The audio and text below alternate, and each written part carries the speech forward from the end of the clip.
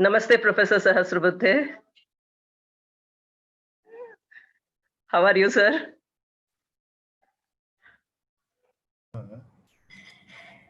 Professor ji, your mic. Namaste, namaste. I had kept my mic off actually. Namaste. Nice seeing you.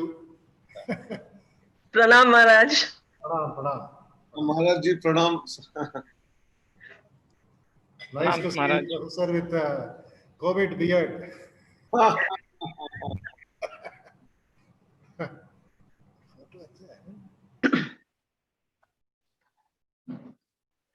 Reverse photo, huh? Can't tell you. Okay.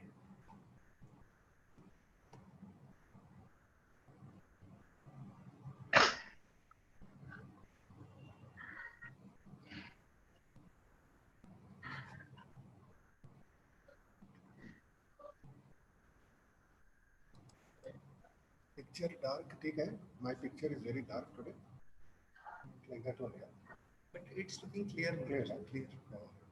Other. Here you don't see anything, only that one. Here is your...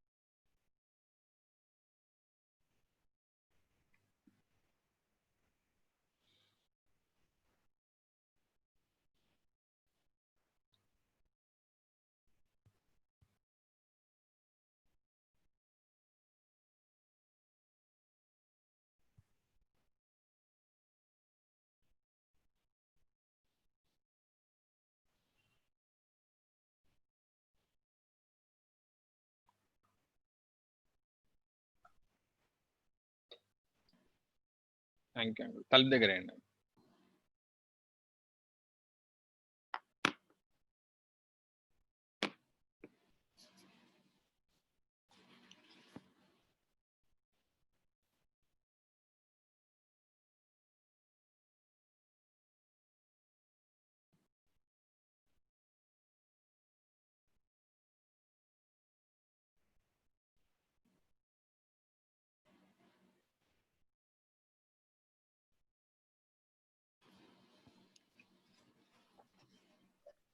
Maharaj, please let me know when we are beginning.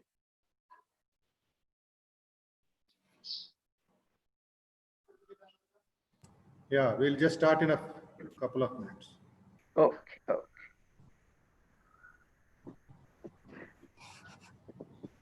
Here.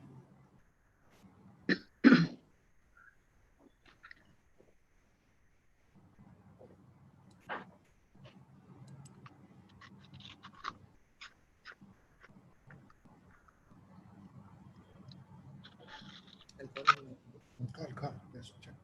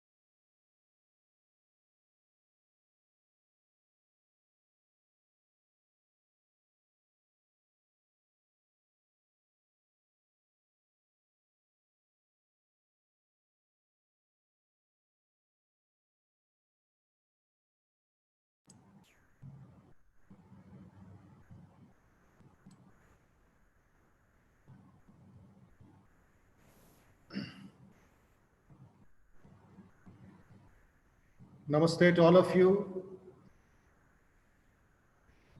Professor Sumita Roy can come online.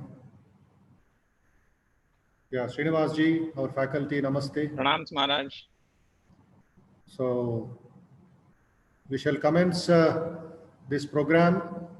Subhodayam, namaste to Professor Anil Sahasrabudhe, Professor Satyanarayana, former Vice-Chancellor of the Osmania University, and our Vice-Chancellor Swami from Kolkata will join us at 11:30. So since nearly 400 participants are there online already to listen to this dynamic and very important webinar on higher education, we shall start with our prayer and prayer for strength, prayer for universal peace, and prayer for the welfare of all people.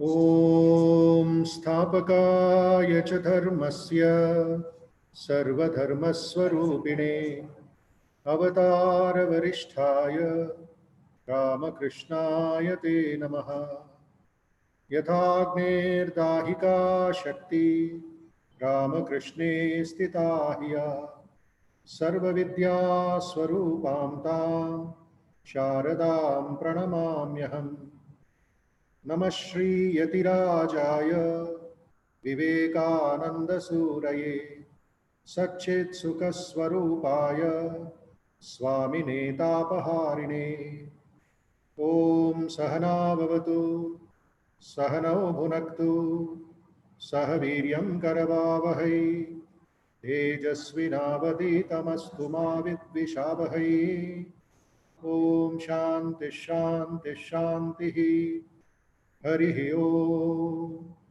Sarve Bhavantu Sukhinah Sarve Santu Niramayah Sarve Bhadrani Pashyantu Ma Kaschit Dukkha Bhag Bhavet Om Shanti Shanti Shanti Harihi Om Loka Samasta Sukhino Bhavantu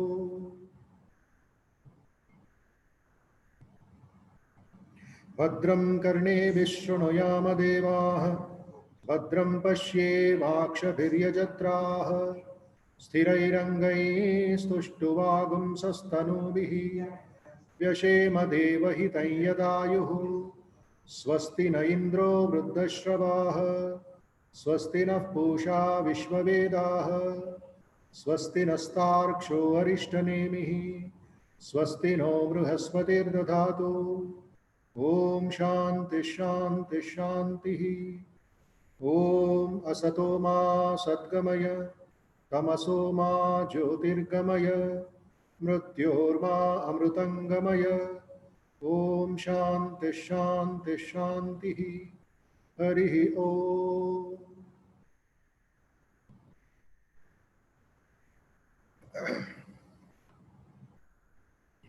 Yeah, we offer our namaskars to all the guests, the chief guest, and the special guest speakers for this occasion.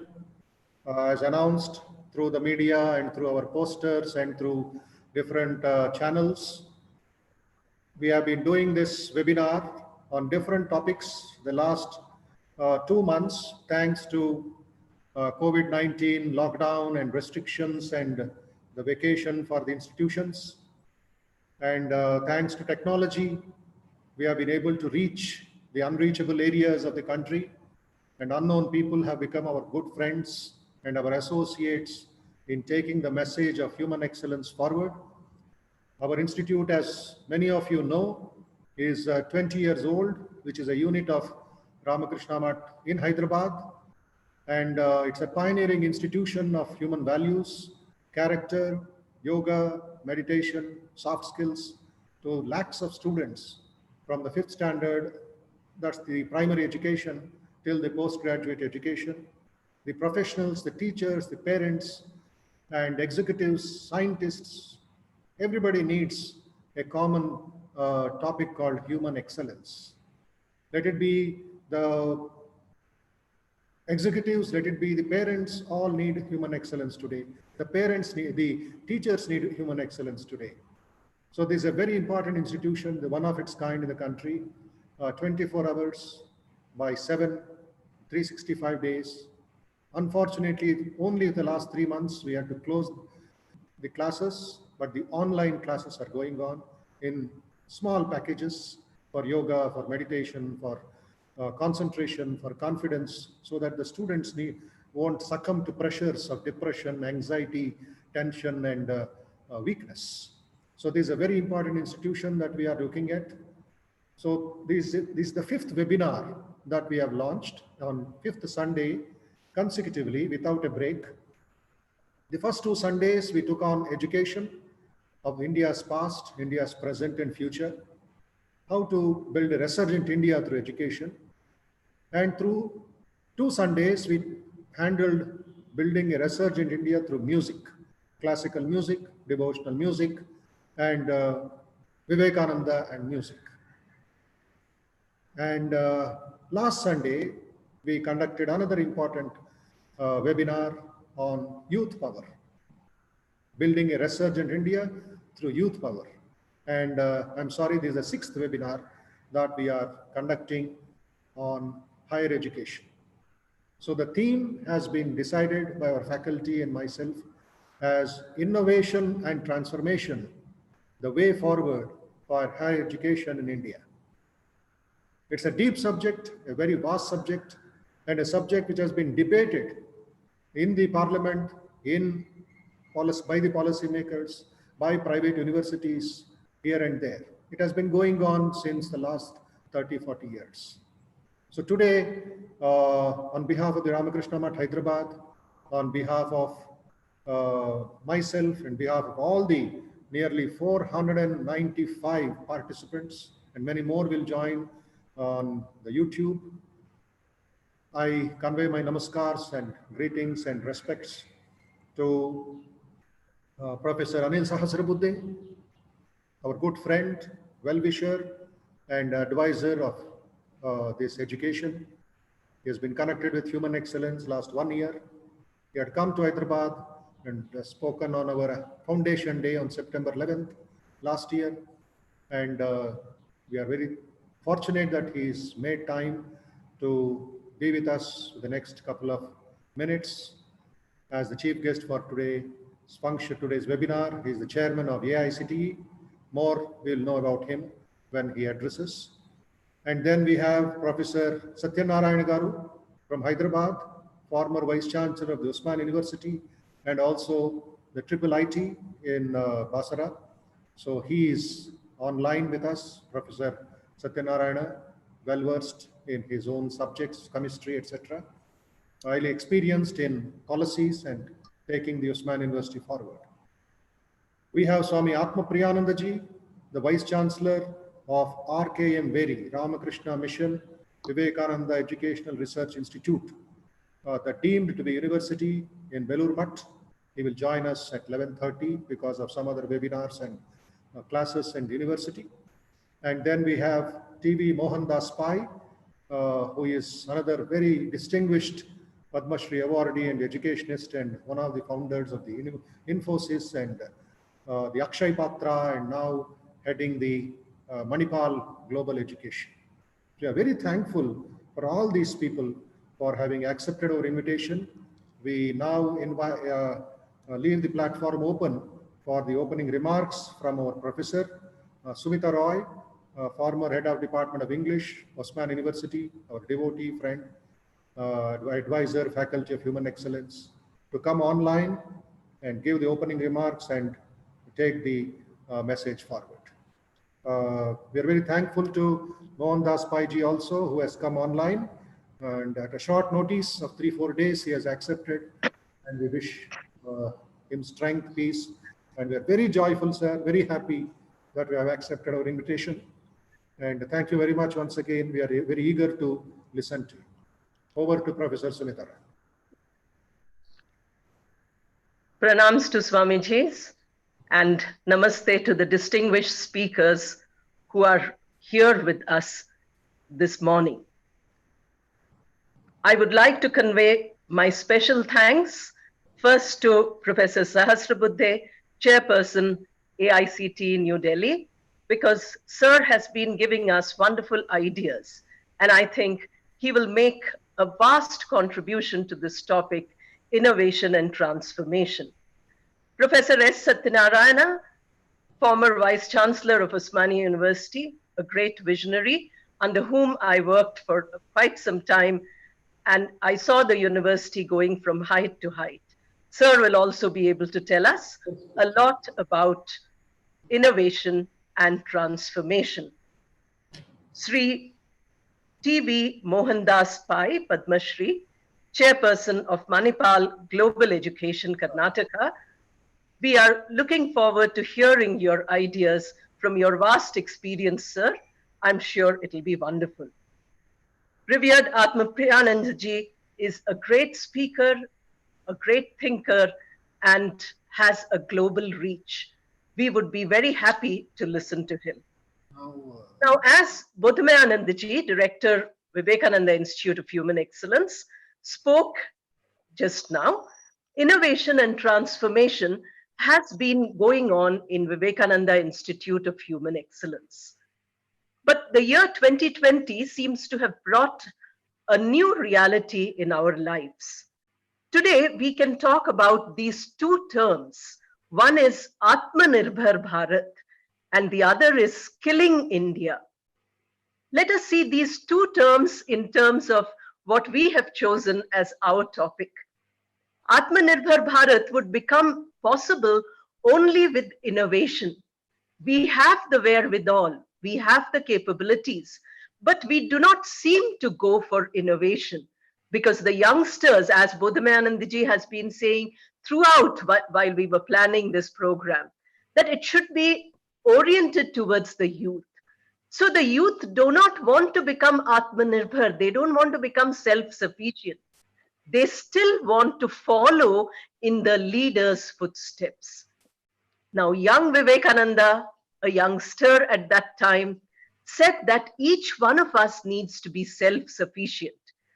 And he said this not in India, but he said it in London, which was ruling our country at that time.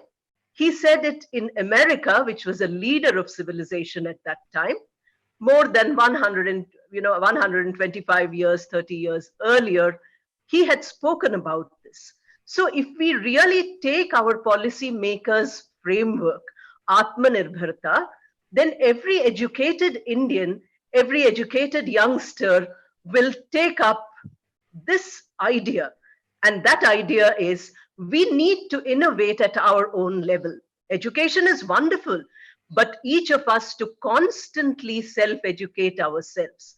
I think the COVID lockdown has given us a chance, instead of running around, to wait and to think. And by thinking deeply, as our guests will tell us today, we become innovative. Then we come to the word transformation. A term, Skilling India, has been used for quite some time now, talking about not only vocational skills, but also soft skills, which Bodhamayanandaji mentioned just now. And we have also seen that this skill is an attitudinal and a behavioral change, where the young people take responsibility for their actions. They become self-sufficient, as I said, in innovation. And here what they take on is they transform themselves. They become positive. They don't bemoan because TikTok has gone away. Instead, they think how best to use their time productively for themselves and productively for others. That would be transformation. If every individual who passes through our higher education machinery does these two things, our policymakers are giving us the pathway, they are giving us the blueprint. We have to do it now. Since Vivekananda drew the blueprint in the 19th century, it has not been adapted fully yet. It is lying there, it is waiting. Like the example of Sri Ramakrishna, that the breeze of God's grace is blowing. But if you want your boat to move forward, open your sail. Unless you open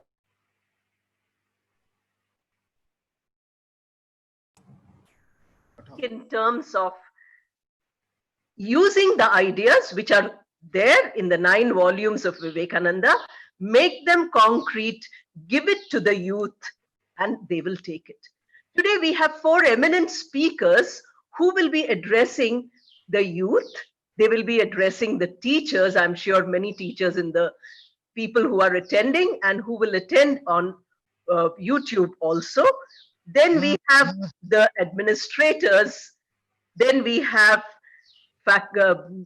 people who are doing facilitating.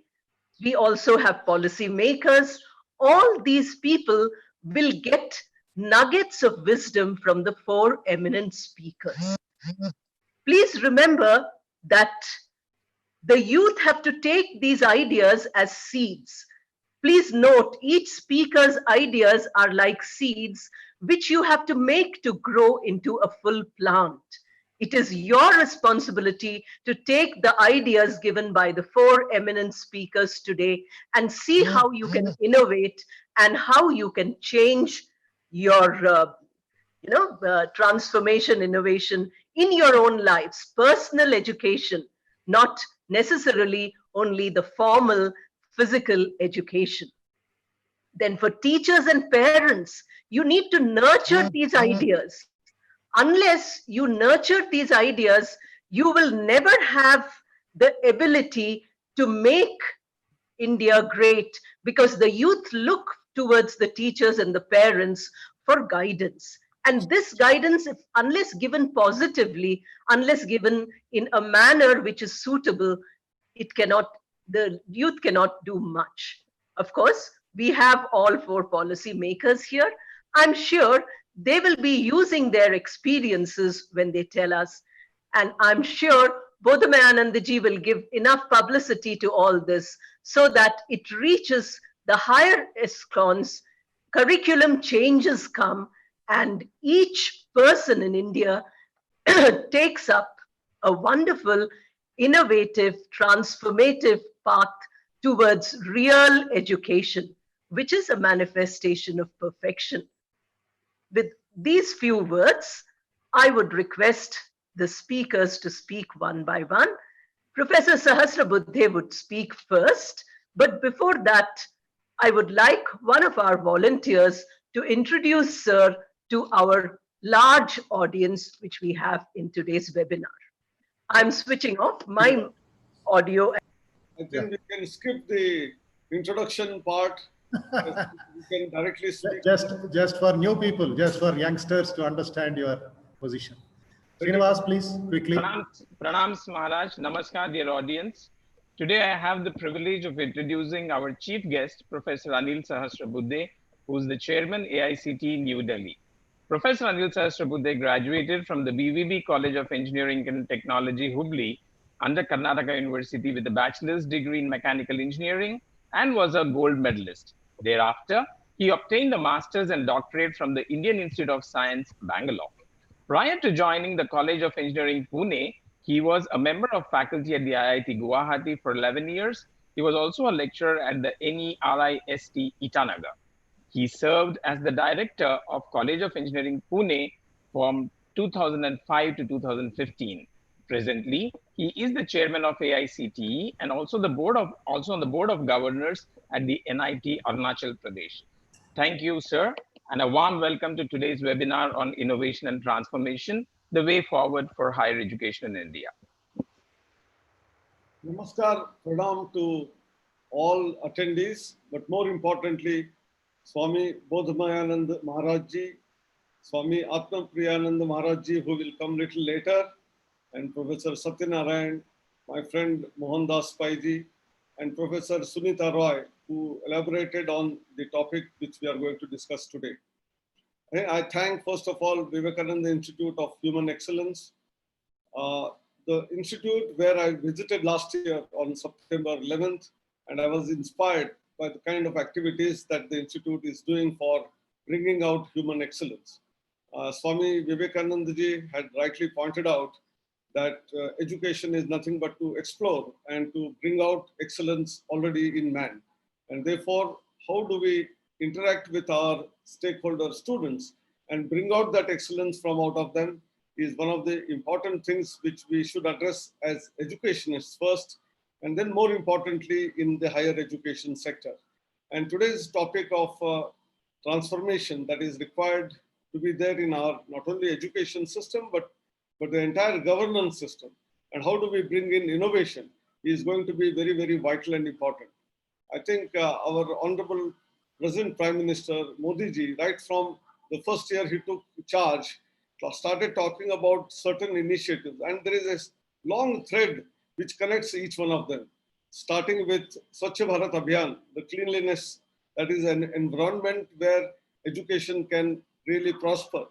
Secondly, building toilets in all the schools and colleges as part of that initiative. Followed by that, today Madam also talked about Skill India. You know, skilling is very important because along with education, skilling is very, very relevant and important. Followed by that, we had Digital India, and today that advantage of Digital India is visible because despite lockdown, despite colleges being closed, we are able to communicate, we are able to conduct classes. Everything is possible because of the enormous thrust that was given on the Digital India. The next is the Make in India and Startup India, which is going to be directly connected with the Atmanirbhar Bharat, which we are all talking about today. And in the Atmanirbhar Bharat in particular, we already are aware that Industry 4.0 has been in place for now more than a couple of years. And education also needs to be transformed, especially higher education, which should catch up with Education 4.0. And that is what I think Mohandas ji will speak in much more elaborated way. But if you look at what all we learned in the pandemic period, I think the technology and the power of technology, which was evident, which was available, was never explored. And this pandemic really gave us an opportunity to explore that, to reach out to many people. Today, we can see that there are more than 500 plus participants who are there attending this particular webinar, the 6th in the series, and which is about transformation.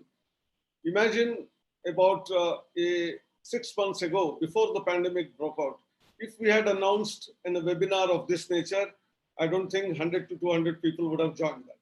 And now today, in every webinar, there are thousands of registrants and they participate. I think the power of technology in reaching out has been very, very evident. And therefore, post-pandemic, how do we innovate? How do we transform has many facets. One of them is education itself. And therefore, whatever we used to say earlier is blended learning or hybrid learning is going to take the foothold. Today, there are about 2,500 courses on indigenously developed MOOCs platform called Swayam. There are Swayam Prabha 32 channels. We are going to introduce a 33rd channel, which is exclusively on innovation that comes out from Indian various communities and students and faculty. I think that is another channel which is going to be launched very soon. So on one side, there is a lot of content which is going to be delivered through either web or through a TV channel. But how do we make use of it? I think every faculty member and student who are listening to this particular webinar, and please spread this message that we can, through this particular mechanism, the education is available at the footsteps of your homes, wherever you are, through any device from the best of the faculty in our country. I think that is the beauty of this. And not only that, 20% of the credits were already allowed by both UGC and AICTE to be taken through this Swayam portal to the respective transcripts and university credits. Probably we will increase it to 40%, thereby a mix of online and offline, online and face-to-face, we will have to start off. And this is the first big change which is going to happen. Now coming to the various technologies which have to be developed in the case of Atmanirbhar Bharat, which we are talking about. If you look at the pandemic period itself, I was very amazed that various institutions came forward for supporting our initiatives in terms of whether it is help desk to support students from reaching out to the people who are ready to give help in terms of whether it is education, whether it is in terms of internet bandwidth, whether it is in terms of food, hostel facility, transport, medicines. I think this linkage between people who are ready to help and people who would need help, I think that is the first important thing which started off immediately after the pandemic. But many institutions came forward and developed either ventilators, the masks, the sanitizers, PPEs. I think everything that was needed and which was in shortfall in our country was created, manufactured, even by the workshops of the educational institutions. I think that is the power of innovation, that is the power of transformation that is available and which was used to some extent. I think post-pandemic, all the institutions have to gear up. How do we innovate and create all those products which so far we were all importing, and wherever possible, how can we make import substitution and reduce import bill and probably help other countries and increase our exports. I think this is a very important area which not only industry has to do, but even educational institutions have to create a support system by which rightly trained students have to come out. Now, coming to the very important aspect, one of the questions which often have been asked is, can everything be online? I keep replying that, and whether teachers' role will continue or they will be all displaced. I think both teachers are going to be required, and campuses and learning in the face-to-face mode on the campuses is also required. It is not that just the theory subject or some of the practice-oriented courses which can easily be done certainly on the online mode, whether it is sports, whether it is cultural activities, drama, music, dance, and human-to-human interaction. I think this institute, Vivekananda Institute of Human Excellence, is for bringing out that human excellence. And if we don't have all of that, that is not possible through online, and therefore a human personality will not be developed fully. We can have IQ, but in order to get EQ and also what is known as SQ, which is social quotient or spiritual quotient, I think face-to-face mode of teaching learning process, interaction between peers, and then taking part in sports, taking part in cultural activities, drama, dance, music. I think these facets of human life are very, very important, because human life is the only one which has excelled in terms of various capabilities, unlike other animals. And therefore, Homo sapiens have this socialized world, whether it is functions, public functions or marriages or birthdays or even cultural functions. We want to come together. We want to meet each other. And this has to happen only in the classroom environment or the campus environment. And then secondly, in the use of technology, I think audio and visual is very easily possible to be transmitted through the internet. I'm able to now speak, you are able to hear, my picture is visible, so audio and visual. And therefore, the classroom-like environment can be recreated using technology, either Zoom or Microsoft Team, or it could be Google Classroom, or it could be WebEx. I think many more indigenous platforms, they can be used for teaching and learning process in different ways. But when it comes to, suppose, touch, can we get a feel of touch of a particular article by using a technology? I am holding a mobile phone, and the quality of that, etc., the texture, I cannot visualize, I cannot touch that. Similarly, the taste, I cannot taste, good food that is prepared somewhere or smell that food. I think some of these things have to be directly still human. And we have not reached that stage where we can also get the feel of smell, the feel of touch, the smell of taste, etc. And therefore, there is still a long way to go. But there are technologies which are called emerging technologies, and our curriculum development, which is undertook by AICTE, does contain many of these topics to be taught to not only computer science and electronics students, but even mechanical, civil, electrical, and chemical engineering and metallurgy students. But probably we should also teach these subjects to students of science, students of commerce, students of arts, because these are the ones through which jobs are going to be created, jobs are going to be available. And these technologies are AI, IoT, machine learning, deep learning, robotics, 3D printing, blockchain, augmented reality, virtual reality, quantum computing, cyber security, data analytics. I think these are the areas where we need to put our students' thoughts and actions. And if we want to become Atmanirbhar, these technologies, which are still developing in the nascent stage, we can catch up with the world, because in many other technologies, we only started 10 years down the line. Now we are onboarded already onto all of these technologies. And therefore, I think we have a chance. We can prove the world that we can also contribute to the growth of these technologies for the global good. And when it comes to some of the technologies developed indigenously, I'm talking about a portal elaborately developed by AICTE called NEET, National Educational Alliance for Technologies. This is a platform where a lot of tools and technologies which are AI-based, personalized learning is possible. So a student who is interested in any of the domains, if he is interested, he can join. There's a small fee that they charge. And then over a period of time, maybe 4 months, 6 months, depending on the type of the course, student is taken through a route, depending on his prior learning, what all he needs to learn so that he will achieve excellence in that particular domain. And this is what we started off about 7 months ago. And during pandemic, most of these companies who were onboarded, 15 odd companies, 30 odd products, they all gave free of cost these technologies. 4 lakh students got engaged, they got certified during this 3.5 months period.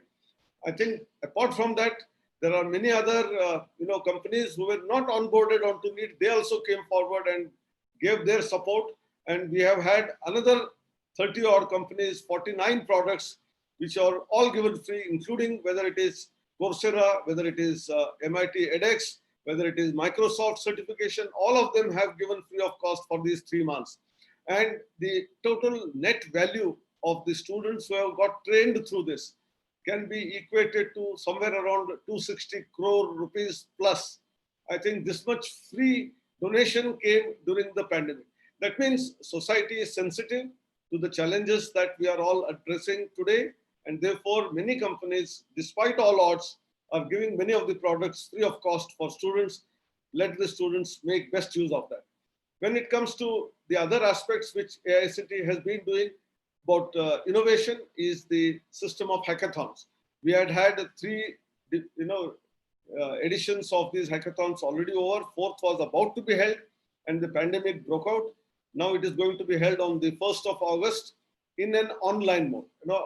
The hackathon being done online. 10,000 students selected out of 4 lakh students, all done through online. And then these students being participating in a platform and where experts will be asking them questions and checking their products, evaluating them, mentors giving them support. I think this is the power of technology which we are using in the pandemic period. And I'm hoping that when Prime Minister addresses all these 10,000 students and others who were initially shortlisted, I think that would be a vibrant scene whereby Atmanirbhar Bharat and creating new technologies will take off in a much better manner than what it has been already happening. Other initiatives of AICTE, which is direct linkage with the Universal Human Values System, which the Ramakrishna Mission Institute is pursuing, is about student induction program of 3 weeks duration and a course on universal human values. It is about lifelong skills, making students to reflect, to self-introspect, to be realistic in what they are and where they want to do. And based on all of this, not forcing anything on the students, but students realizing on their own through self-reflection is what we are trying to do it through this particular program, which has different facets, which includes yoga, meditation, sports on one side, discussion forum and discussion meetings on the other side, expert lectures, going to a historical place, geographically important place, maybe to an industry, maybe to a village to understand the challenges faced there. There can be inspiring films which will be showcased, small projects given. 3 weeks will be an intense activity with 20 students attached to one faculty member who will automatically become their guiding force in the next 4 years that they are in the education system. I think this is very, very phenomenal. And wherever this program has been launched, everyone has given us an indication that They have got huge number of advantages and benefits, whether it is in terms of classroom attendance, the results, many innovations that the students are doing, and so on and so forth. And we have given emphasis on not only what I said, curriculum revision, but all those 10, 12 emerging technology areas. How do we support our faculty? Because they themselves were not trained in this subject. So we have Atal Academies, AICTE's Training and Learning, ATAL, Atal Academies, through which we were holding face-to-face workshops till last year. For about 1.5 years, we conducted about 185 workshops, had trained only 9,600 faculty. Today, in 3.5 months, with just 85 such workshops, because each workshop today has more than 200, 300 attendees, we have been able to reach more than 16,000 faculty members, and many more are in the pipeline. I think Atal Academy is proving to be a game changer in terms of training faculty in all these emerging areas. We have workshops on examination reforms, starting from just not rote learning question papers, but how and understanding, how analysis, how synthesis, how innovation can be brought in the question paper. We have made internship mandatory. Many industries are connected through our internship portal. There are faculty certification and 8 modules program where unless faculty goes through this, they will not get regularized through the knitters. We have innovation councils established in all the institutions. And I think very many activities which we do every day and every moment have been in a way completely different from what we used to do in the past. And this COVID-19 also gave us a great opportunity to make use of our approval process completely online. We were receiving applications no doubt online. We were selecting experts, visiting the institutions online, but the visit used to take place. Today, without physically visiting an institution, 3 experts sitting in different corners of the country, they will actually visualize the college facilities in an online Microsoft team model and then give their recommendation, everything being video recorded. There is no chance for anyone saying that that was not shown or this is not seen. I think that is the transformation that has happened through the technology. So my appeal to my all young friends, students, the faculty members is that the time has come to explore. Time has come to innovate. Time has come to do research, whereby in the process of becoming Atmanirbhar Bharat, each one of us will become Atmanirbhar, self-sufficient, confident, and we will be leading light not only to our countrymen, but also to the entire globe. Thank you. Namaskar. Dhanyavad. Namaste, sir. As usual, excellently expressed. I could make out that you have given the students beautiful ideas about innovation and transformation. To the teachers, blended learning, digital plus physical, 20% or 40%. This is a wonderful idea for teachers to explore. For the students, the power of technology. Youth can make best of technology because they are more tech savvy than anybody else. Then helping people, selfless help.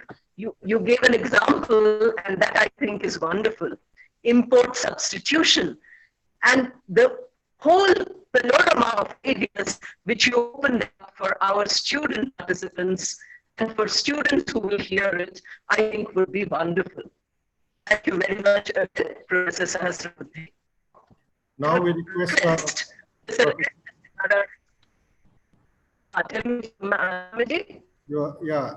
Pawan Deshmukh will introduce our next speaker, Professor Satyanarayana of the Osmania University, retired Vice-Chancellor of the University. Pawan, please carry on. Yes. Good morning and namaskar to all the speakers and the participants of the webinar. I take immense pleasure in welcoming and introducing our next speaker of the webinar, who has done some remarkable work in the field of research and contributed a lot to the aspect of innovation and transformation, which has happened to be the broad objective of our webinar this morning. I welcome Dr. S. Satyanarayana Garu. Dr. Satyanarayana Garu received his PhD under Professor M.M. Taqi Khan in 1982 at Osmania University and later joined as an assistant professor in the same university. Thereafter, he continued his research work in the United States of America with Professor K.L. Brown and others in the field of chemistry, bioorganic. He has 32 years of teaching experience and 40 years of research experience. He has published close to 155 national and international publications in bioorganic and inorganic chemistry. He has worked as Vice-Chancellor of Osmania University, Hyderabad from 2011 and 2014. And also, he worked with many other institutions in the states of Telangana and Andhra Pradesh. An impeccable researcher, and an incredible thinker, and a great visionary. We welcome Dr. S. Satyanarayana Garu to address the webinar.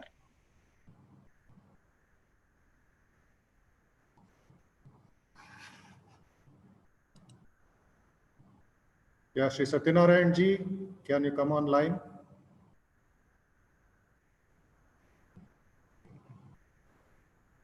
My audio? Audio is. Satyanarayana ji, yes. Are you able to hear? Yeah. Your video, sir? Yeah. Bodhamayanandaji, I am here. Yes, Maharaj, we have noted. Yeah. So, right, sir? Can you able to hear? I am here, but there. Yeah. Yes, we can hear you, sir. Okay. Please continue. Yeah. Respected Swami Bodhamayanandaji and respected Professor Anil Sahasrabudhe, Chairman AICTE, respected Swami Atmapriyanandaji, Vice-Chancellor, and Mohandas Ji, Chairman Manipal Education Society, Professor Sumita Roy, and other faculty members and the participants of this webinar on innovation and transformation, the way forward for the higher education in India. So, first of all, the teacher and our former president, Dr. Sarvepalli Radhakrishnan, said, teaching is not a profession but a mission. And he further said, the very best minds in the country should be the teachers. So maybe, I don't know, that we are missing that today. So we have a great people who has shown path in the education and in spirituality, etc.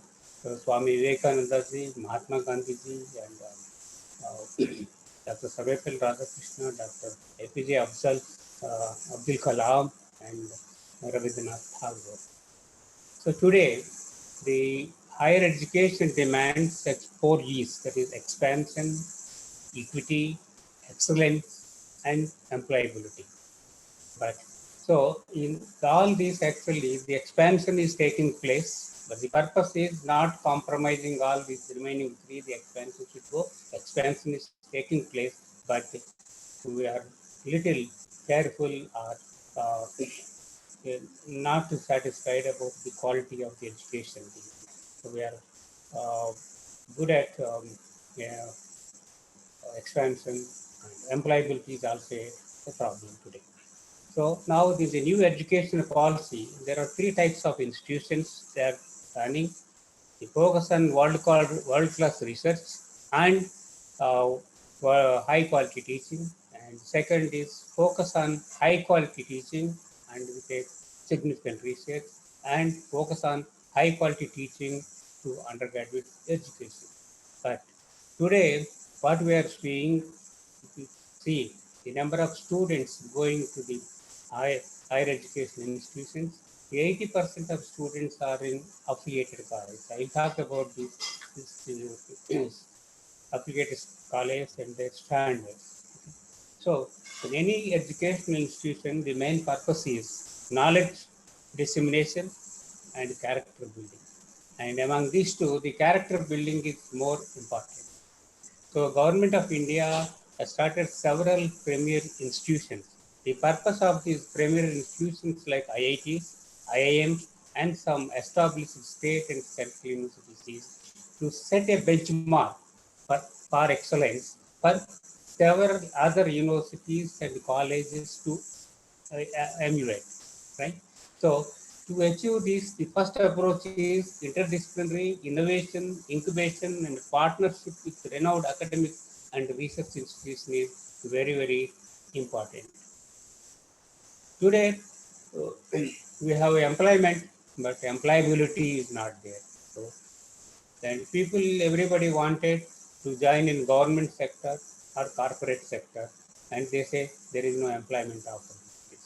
So the only potential today is to get the employment. That is what we have taken to make the students employable. That means the solution for this is entrepreneurship. Institutions should produce um, employment producers, not the job seekers.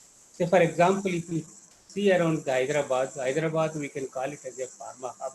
So most of the pharma companies, once they are producing a lot of bulk drugs, today they have become simple formulation companies. Why? Because they are importing the bulk drug from the China at a cheaper rate. The reason we are unable to produce at the same cost and quality where China is producing. Now, if you concentrate like pandemic, now Dr. Sahasrabudhe told, we have achieved many things which we were importing earlier, and today we are making everything here. So in this field also, if you can produce bulk drugs at a quality and a lower price, I think our industry will grow and several science students and arts, social science in different capacity will get the employment opportunities. Okay. So the only mantra I can say is for the success is a continuous learning and suitability and innovative. So knowledge, idea, innovation, attitude will steer in right direction. They indeed more valuable than material possessions. Among all these, I'll say, and attitude is more important. So some of the aspects of new education policy, because these are the for the transformation of the education in the country. Professor Satyanarayana, for a minute, can you increase your volume or move towards the speaker? Okay, yeah, all right. Okay, now, yeah. Now and you can see, yeah. Audio also, audio. The audio increase. It is very little low. Okay. Some other external sound is coming. Now you can try, sir. Okay. Now, if you see some of the aspects that in the new educational policy, what the government of India is aspiring, these are implemented today. What we can get is, I think, whatever we want to achieve, whatever the transformation we are expecting, so we can definitely see the fruits if these are implemented in a right direction. One is reforms for quality, and another is improving quality and guidelines. Another is integrating skill development in higher education, opportunities for technology enabled learning, promoting online courses, developing best teachers, engage with industry to link education to employability, promoting research and internationalization of education. If these are implemented properly in our higher education system, we can definitely see the transparency. So now actually the topic which I'm basically focused more on today, the science, social science and arts education. So everybody know that the science, social science and arts education there is a declining trend. The people are opting for more professional courses. The reason behind is, of course, there are immediate opportunities, at least for the top 20 students or 32% of the students in professional courses. So in these science, social science and uh, arts, so it takes long time to start their career, but they will have the best career. So only disadvantage what we are facing here is we are not able to attract the quality of the students going for the technology, and we are not getting the same quality of the students in the regular universities for these courses. So to improve that, I think the scientists, teachers of various branches should go to the government, all the schools, and interact with the 8th class, 9th class, and 10th class students, and inspire them what these subjects can change their um, value, change their life, and how they can become unique. So if this can be done, what will happen is, so So we must also tell the stories of inspire the students by telling the stories of the um, uh, very great people in these fields. That will inspire them and they will join in these studies. Because even if they go to the professional course also, not more than 20% are getting, 30% are getting employment opportunities. But the remaining 30% really merit students comes to this courses, I think they will have a better future. So that's why we need is, if we don't get a good teachers, good students in these courses, we don't get a good teachers. We need a good teachers to promote the social science and science arts education. Okay, but I can tell my experience of um, uh, as a vice-chancellor in a traditional university and a technology university. So Osmania University is an 100 years old university. Okay, and if you see the ranking in the state universities, it will come below 10 from various rankings. But still, I'm sorry to say, most of these universities, like my university or state universities, are not doing as expected in the world standard or the national standard. So the reason behind is, one is we are unable to attract the quality students. To attract the quality students, of course, we must also have the proper infrastructure. Of course, buildings are there. And more than that, university means it is not the only campus. There are 80% of the students are studying affiliated colleges. So if you see the status of the affiliated college today, there is no permanent buildings, there is no faculty, there is no ambience. Since they are far away from the universities in 3-4 districts, it comes under one university. University cannot manage except conducting the examinations and now and then some monitoring. So this they are taking an advantage because mostly they are private universities. I am not talking about the good government aided and the government colleges. So talking several private universities, not all private, but majority, for the sake of getting admissions. So they are resorting to all types of malpractices, and ultimately, so they are not giving good education because they don't have good teachers. The faculty is all contract. Why talk about the contract faculty in private colleges? Even in most of the universities today, I can say, including central universities, not even 45% of the permanent staff members are there. In Osmania University, out of 1200, we have 400 faculty. Is that also around 200 faculty I have recruited during my tenure as a Vice-Chancellor. Today we have only 400, that is 40%, around 40-50% only.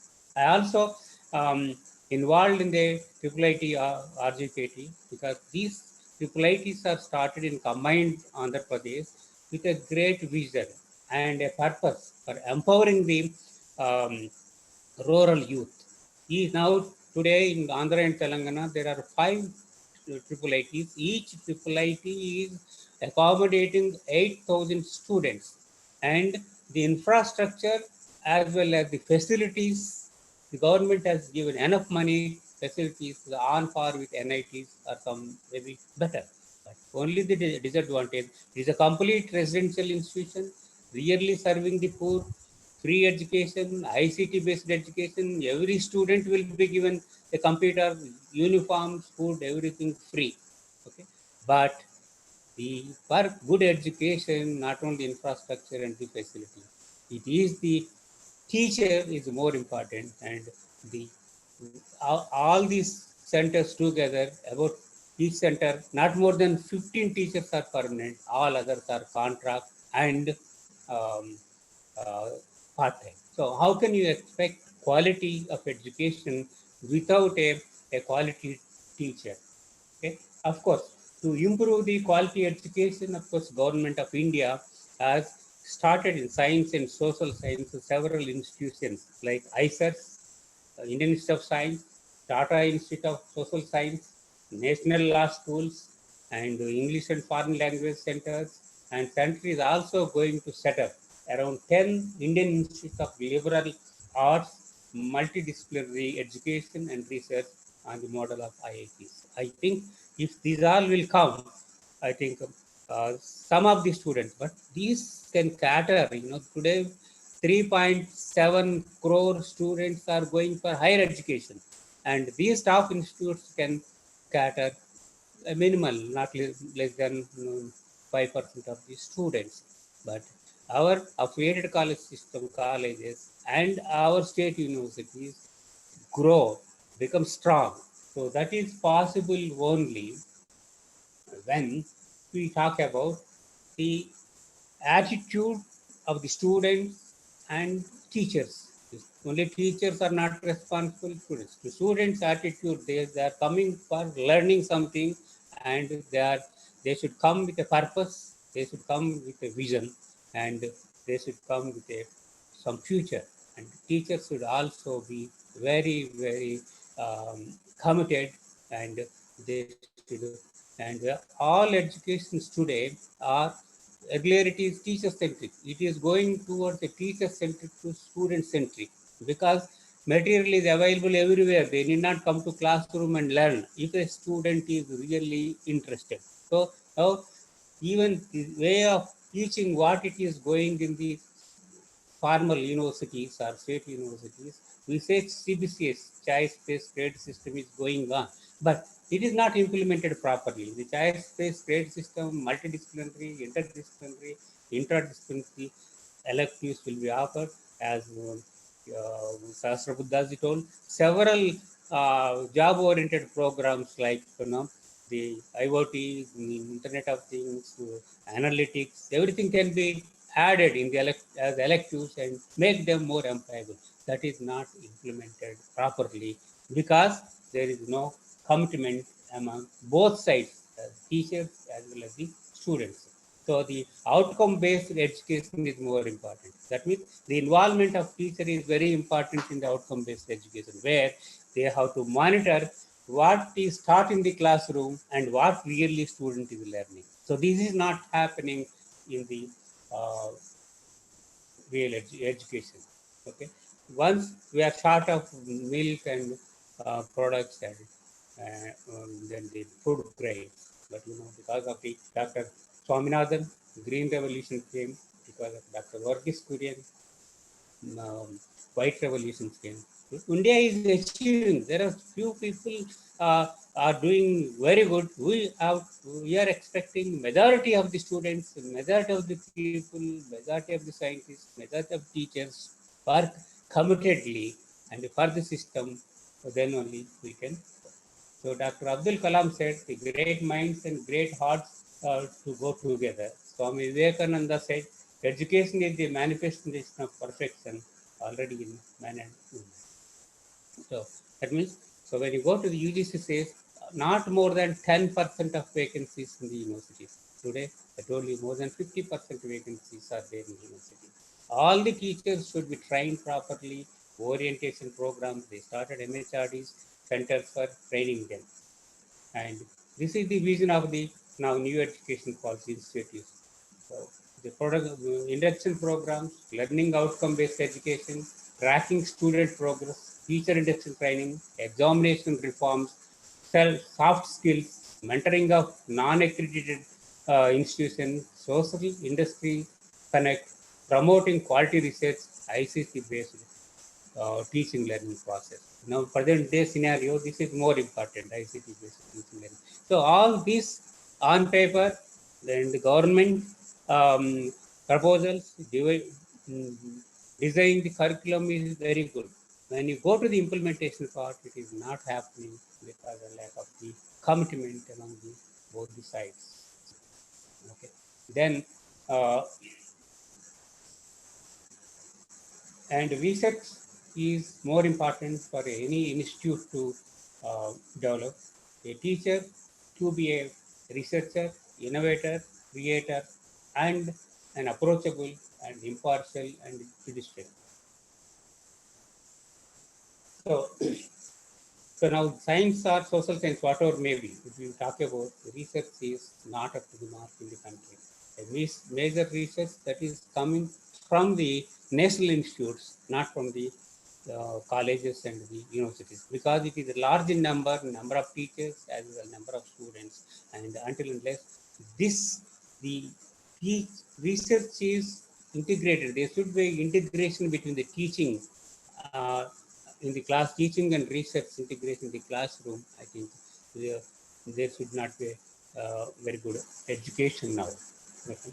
So that's why in the PG we have to introduce PG and UG, remedial measures should be taken, CBCS should be implemented properly, project work should be implemented, industrial visits should be there, research seminars, presentations should be there, and teacher-centric teacher-centric to student-centric will be there.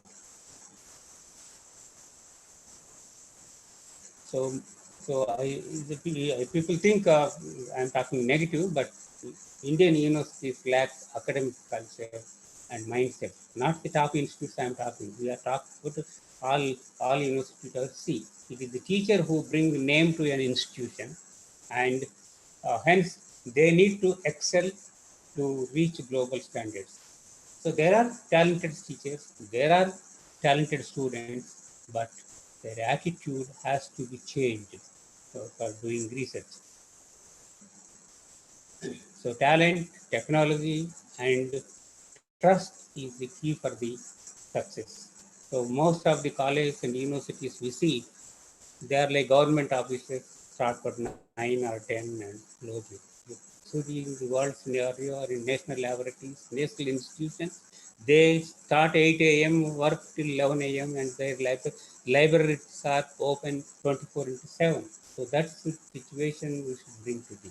So faculty enrichment should be there by various programs, and there should be social connectivity, adapting villages and customization of technology, and technology adoption in education is more important in the present trend, because ICT based learning tools, it should be taught to the students online through Biji Pathshala, MOOCs, Swayam, and all these UGC and AICTE is giving. Then we have to UGC also offering several online programs.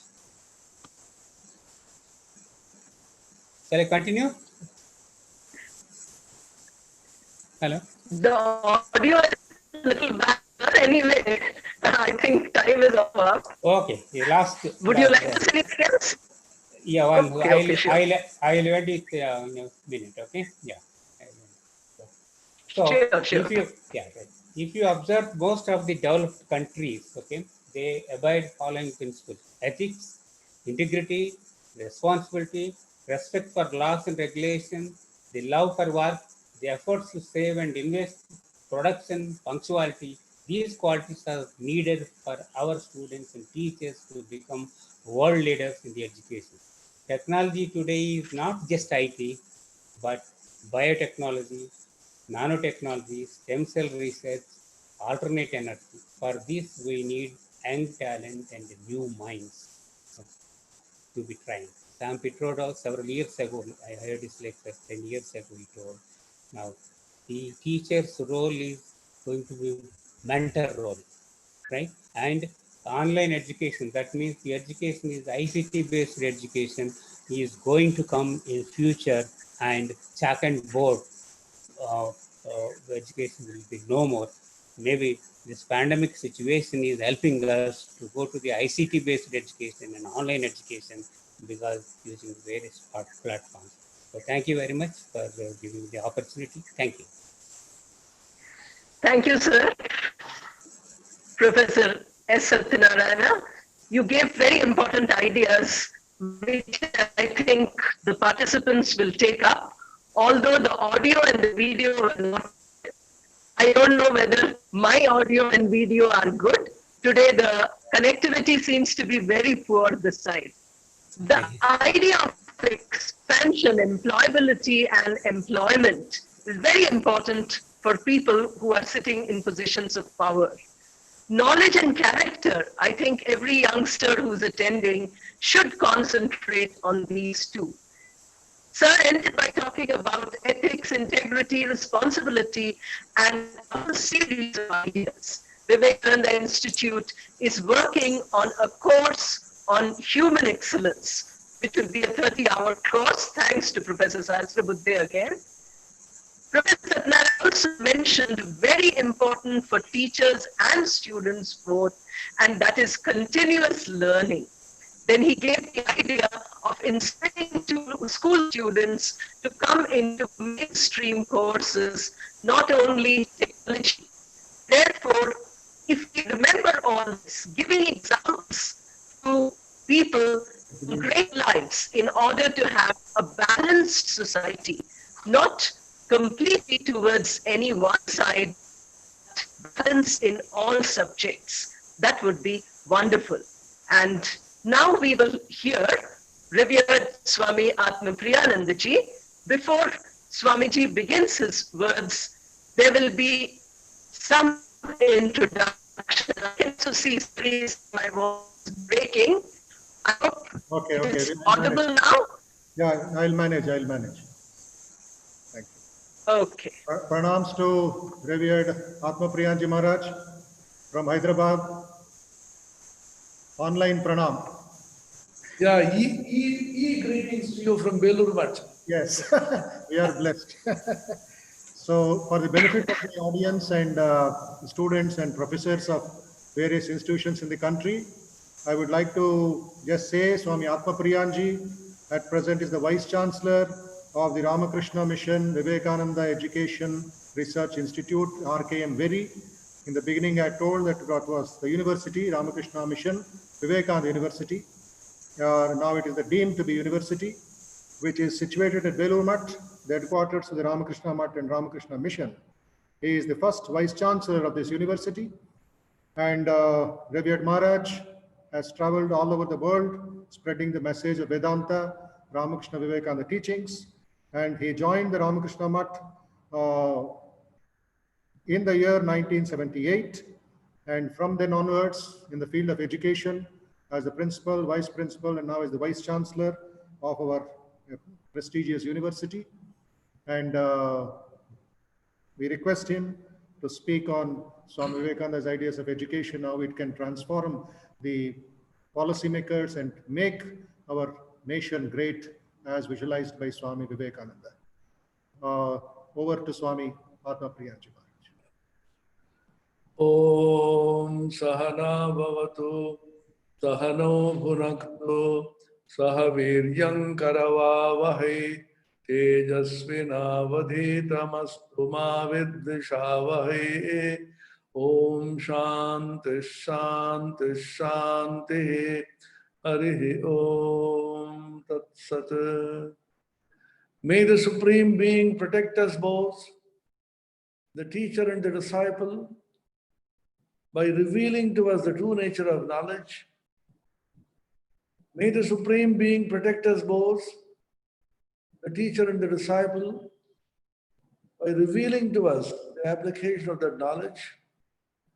May we both, the teacher and the disciple, strive together for the acquisition of knowledge and wisdom. May the knowledge and wisdom that we acquire be effective and illuminative. May there be no disharmony between us. Om, peace, peace, peace. Om, that existence. So Swami Bodhamayanandaji and the organizers of this webinar, I'm extremely thankful to have been called upon to say a few words. Swami Vivekananda is our passion for which we have dedicated our lives. And therefore, talking about Swami Vivekananda and his views is not only a great blessing and an opportunity, is also so rejuvenating and transformational individually and collectively. Swami Vivekananda repeatedly said, education is the panacea for all the evils. He said, I went through length and breadth of the whole country and saw the poverty, squalor, superstition, so many ills plaguing the society. And I asked myself, what is the remedy? The answer came, education, education, education alone. What type of education Swami Vivekananda envisaged? Once again, Vivekananda was ancient and modern at the same time. And on the last day of his life, on this mortal earth, before he threw away his body like a worn-out garment, as he himself said, 4th of July 1902, he told his beloved brother disciple, Swami Premananda,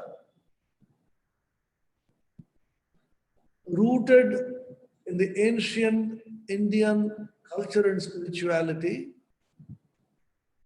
and blending it harmoniously with the modern science and technology, we should establish a university at Belur. Swami Vivekananda's vision of a university is one in which the students and the faculty and all the stakeholders will not only cultivate knowledge, have a passion for knowledge for its own sake,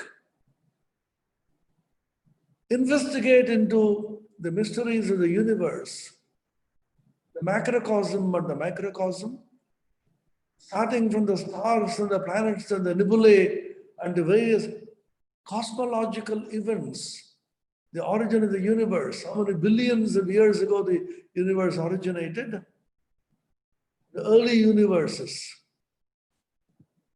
to the atoms and the subatomic particles and the elementary particles and the quarks and so on, the micro world, and the world, the fascinating world of spirituality in the inner space. Vivekananda said, it is glorious to conquer the nature, but what the Western world thinks of nature is only the outer nature, external nature. But there is a greater, grander inner nature in the soul of man. And that calls for a different kind of study. For thousands of years, millennia after millennia, hundreds of thousands of best brains in our country have been investigating in the mysteries of the inner world. And it is all documented, proven, verified, researched into even to this day. And the entire document forms the entire set of what we call the Vedas, the Puranas, the Tantras, the Upanishads, the Gita and the other scriptures, up to the present day when we are studying the Ramakrishna Vivekananda literature, and so many saints and sages even now living and will come in future, who will be fascinated by the exploration of the inner world and pass on this knowledge to the gen next. Vivekananda therefore wanted a blend of the modern and the ancient education. He asked one of his disciples in a letter, can you be the Occidental of the Occidentals, more westernized than the Westerners themselves, in a spirit of equality, spirit of energy, exploration, investigation, pursuit of truth, science, at the same time remain a Hindu to the very backbone? This we have to do. By Hindu, he did not mean anybody who is attached to a particular religion. In general, he meant anybody who owns the ancient Indian heritage as his or her own. All of us are descendants of the rishis and the sages and saints of all religions. And they have given us extraordinary spiritual treasures. How to apply them in the modern society is a challenge. We have theories enough. And Vivekananda also said, Indians are big talkers, theoreticians, which is necessary, of course. But when it comes to practical life, they're extremely poor in performance. Vivekananda's greatness was how intense practicality, immense idealism, and intense practicality could be combined and blended together. Once he was in the West, in America, the Harvard Philosophical Club, there is a question-answer session in which he was asked, what is your Vedantic idea of civilization? Swami Vivekananda immediately retorted, that civilization is the greatest when the highest ideas become the most practical. We normally think, when we think of God, the spirit, religion, spirituality, and so on, the so-called modern boy or girl thinks they're all old, obscurantists, not relevant anymore. But Vivekananda said they are the most relevant because it is you. The science of Vedanta does not say God is sitting somewhere controlling you, and the stars and the planets are not controlling you, but you are the manufacturer of your destiny and the controller of your destiny. You are responsible for yourself. That undeniable, incontrovertible existence which is you is Vedantic God. I can deny everything in this universe. I don't believe there's a God. Okay, good enough. I don't believe what the scientists say, that they have found out a vaccine for this. Okay, good enough. You may not believe. I don't believe that there is some planet somewhere which has been newly discovered. You may deny and disbelieve everything the scientists and the religious people say, but can you say, I do not believe that I exist? Suppose you say, I don't believe I exist. Then I ask, who says this? I say I do not exist. Who says I do not exist? I say. Who is the I which says I do not exist? Can you deny that? If you deny that, who is the person who denies that which denies that which denies? It is called a regress ad infinitum, a fallacy in logic, called in Indian Nyaya Shastra as anavastha dosha. There is no end to this. And therefore, you have to accept that you existing as the I cannot be denied, cannot be disbelieved. Now the question is, who is this I? This is the fundamental question with which the inquiry in Vedanta begins. As in science, where the inquiry begins by asking about the real nature of this whole universe. What is science? Now, technology has become so important, the application of science, and therefore fundamental scientific thinking and research has taken a beating. This is also not a very good trend. Thanks to this COVID-19 pandemic, people are going back and making some fundamental research in medical sciences and biological sciences and virology and immunology, because it is the basic fundamental science research which alone can sustain technology. Technology is only a servant of science, that's the application. Science gives the truths, discovers the truths without even caring how these can be applied. It takes years and decades for the application of a particular scientific truth. And the theoretical scientists just do not bother themselves about how it can be applied. Every great truth has an application today or later. Ramanujan's great discoveries in mathematics, highly abstract, number theory. Those found applications in computer science decades later. Einstein's discovery of the gravitational waves 100 years ago, they were discovered and proved just a couple of years back. And therefore, theoretical knowledge is something which is extraordinarily powerful, and The strengths of the Indian mind is in theory. For hundreds of thousands of years, the Indian mind has applied the theoretical investigation into the outer and the inner space. And the theoretical investigation doesn't require anything else except a purified, powerful, concentrated, passionately inquiring mind. This is what Vivekananda called education. Atmanirbharata, which we are talking about now, does not mean depending on your own resources, depending on your own technology. There's only one part of it. Atmanirbharata is depending on your own mental, physical, and spiritual resources, which is me. I have all the resources in the universe. I am not a puny creature on this earth. As somebody very sarcastically said, what is a human being? A human being is a miserable conglomeration of carbon atoms crawling pathetically in a grain of cosmic dust, which is called the earth.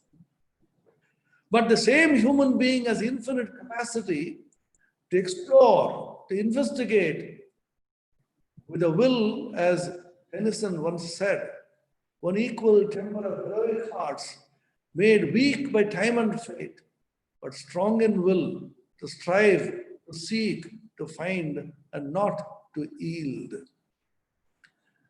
So that Atmanirbharata, which is the Atma, which has 5 dimensions according to the Upanishad. It may investigate into the outer world with the mind and depend on its own resources. But the greatest resource that the human being has is his mind and his spirit. Annamaya Atma, Pranamaya Atma, Manomaya Atma, Vijnanamaya Atma, Anandamaya Atma. These are the 5 selves that are Atma, which is the greatest asset of a human being. And the Atmanirbharata should be depending on your own resources, which consist of the Annamaya, Pranamaya, Manomaya, Vijnanamaya, Anandamaya Atma. Investigation, the meaning of this is Atmanirbharata, self-exploration. So what is important for this? Even exploration in the outer world, science and technology, what you require is a very keen, alert, concentrated, purified mind. Technology has come in a big way. We sing the glory of technology, and within the last 3-4 months, technology has taken a huge boom. Online courses, webinars, one of which is what we are participating in. They have become the order of the day. They are extraordinary, glorious, important. We have conquered space and time. But the mind, which is dependent on technology, is becoming over and over dependent, over much dependent. And you can see a boy or girl who is now supposed to be educated, feeling absolutely miserable, almost going mad when he or she does not find an Android phone in his pocket. You tell anybody, where is your phone missing? People go mad when their cell phones go missing. Why? Because we are dependent not on Atmanirbharata, dependent on cell Nirbharata, technology Nirbharata. We should use technology, but not be slaves of technology. The glory of the human mind is extraordinary. Our ancient could keep in mind hundreds of thousands of verses of the Puranas, 24,000 verses of the Valmiki Ramayana, 100,000 of the Mahabharata. I myself have seen in childhood great scholars who are even looking at a book And people used to memorize the entire tables. The person sitting there in the pavements and selling vegetables, that old lady can calculate much faster than all your calculators which you have. In the advanced countries, we have seen how they become so dependent. If they have to add 2 plus 4, then they need a calculator. They say the Indian boys and girls get dismayed. How, you have calculated already? We have been trained from childhood, memorize, get by heart. Unfortunately, the modern system thinks getting things by heart is a bad thing. I can't remember much. That's become a fashion these days because our minds are not pure. Minds are not concentrated. Why can't you remember? Because the mind has to be trained. The new trend in physiology and microbiology and brain science, some of you may know, is neuroplasticity.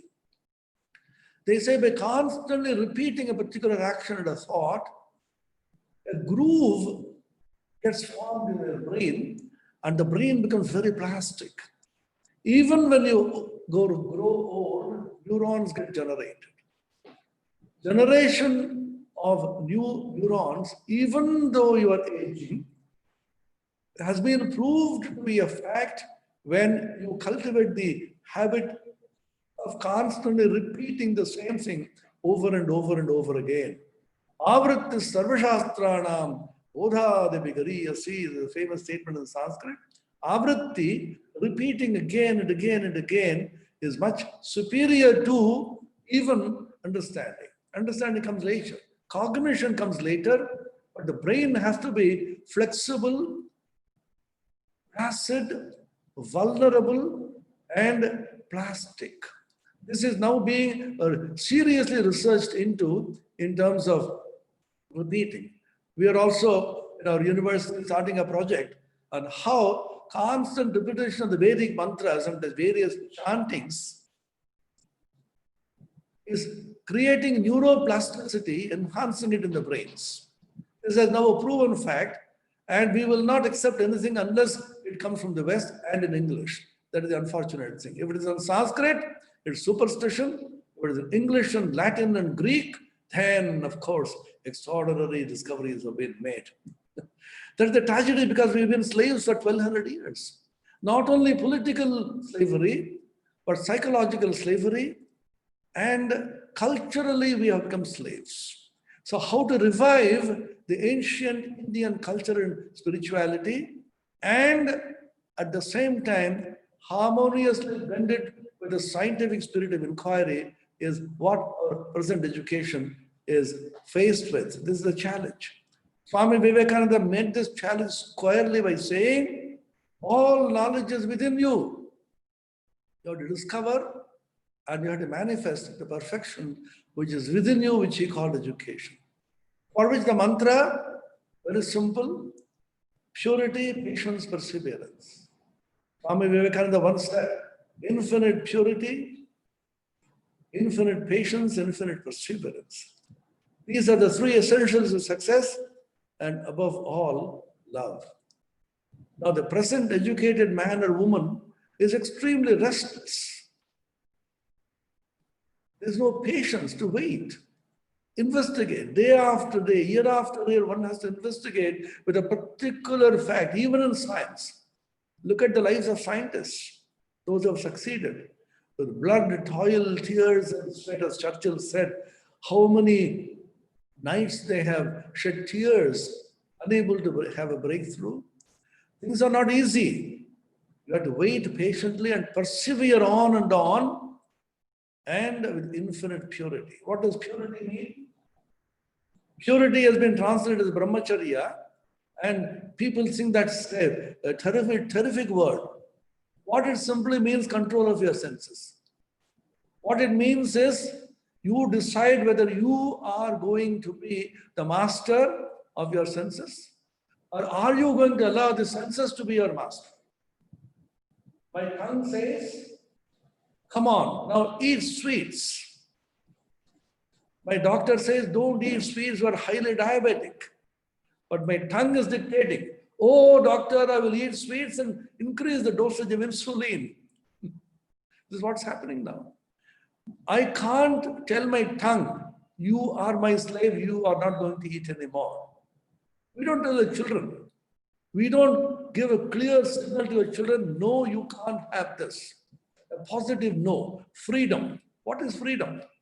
Freedom is freedom of the spirit, and making yourself a slave of your senses is the great worst slavery that you can have. The Bhagavad Gita, it is mentioned that only Sattviki Buddhi can tell you what is bondage and what is freedom. Are you going to be free from your senses, or you do seek freedom of the senses? The modern educated boy or a girl is seeking freedom of the senses and imagining that is a freedom from the senses. My tongue has to obey me. My eyes have to obey me.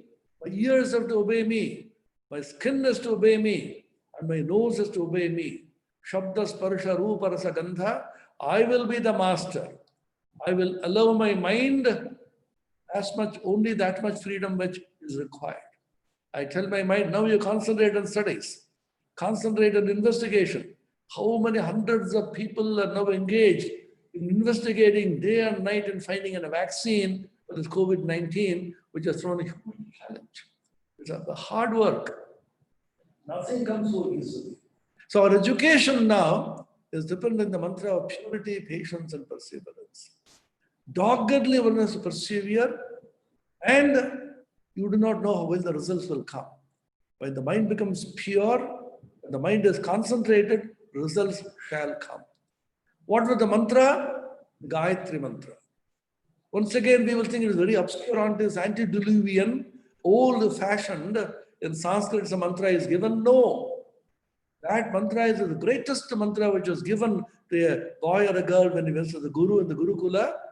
The first teaching that the Guru gave is chant this Gayatri mantra, observe purity, and with Shraddha, faith in the Guru, in the scripture, and in your own self.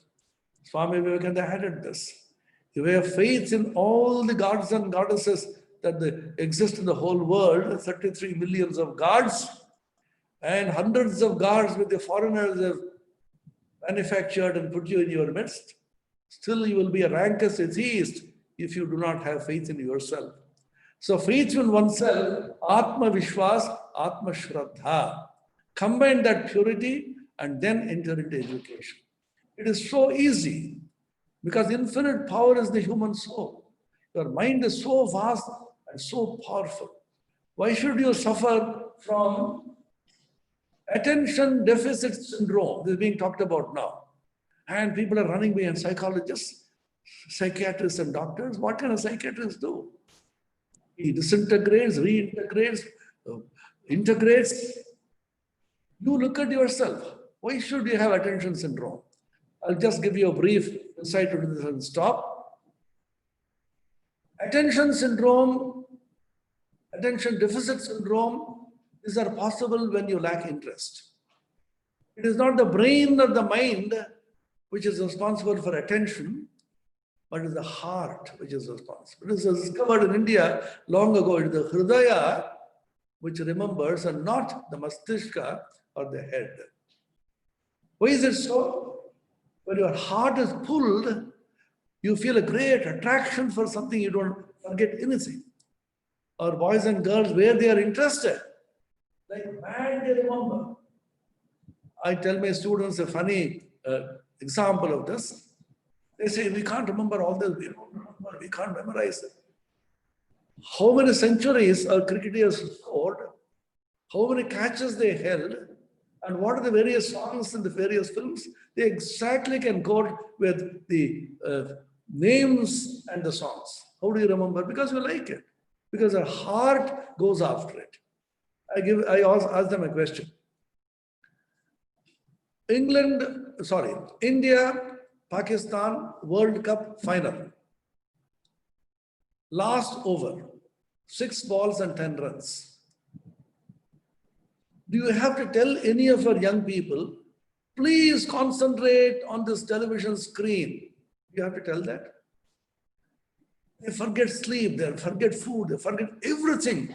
Glued to the television. What's going to happen? The first ball, no runs. Second ball, 2 runs. 4 more runs. 4 more balls. With bated breath, they are looking at why? Is there attention deficit syndrome there? No. Because their heart is being pulled there. You have interest.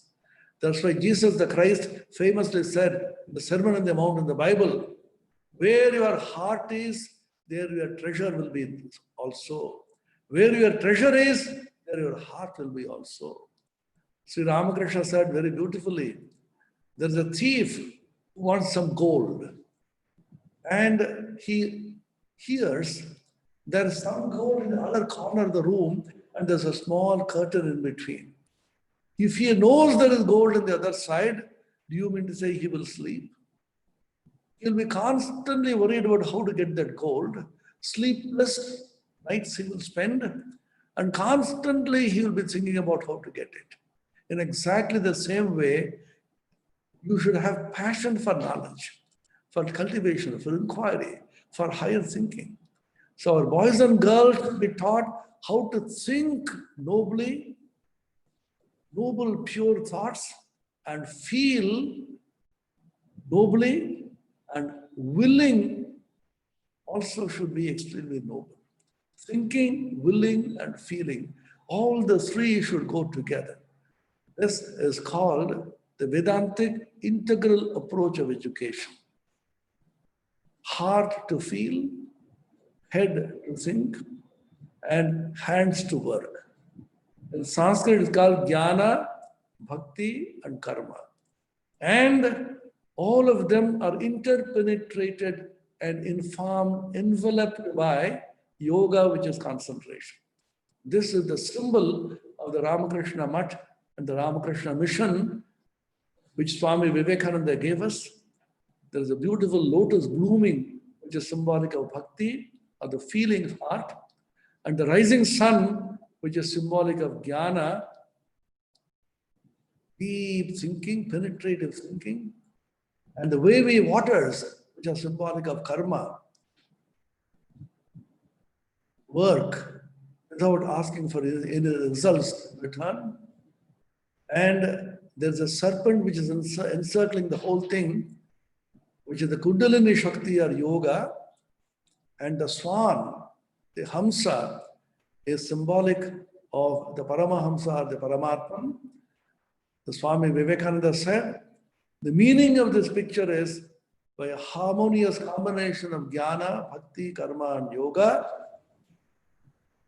heart to feel, head to think, hands to work, and informed by concentration, the vision of the Supreme Paramatman, the Paramahamsa can be obtained, which is your own very self. This Atman, which is you, the same as the Paramatman, which is the infinite. And there's a beautiful passage there, a line from the Upanishad, Tanno Hamsa Prachodaya. May that swan, the Supreme Hamsa, guide us and inspire us. Thank you so much. Om Shanti Shanti Shanti Harihi Om Tat Sat Shri Ramakrishna Arpanamastu. Yeah, Professor. Thank you, Maharaj, and pranams. Atmapriyanandaji is the voice of the Ramakrishna Vivekananda tradition, which has mentored all of us.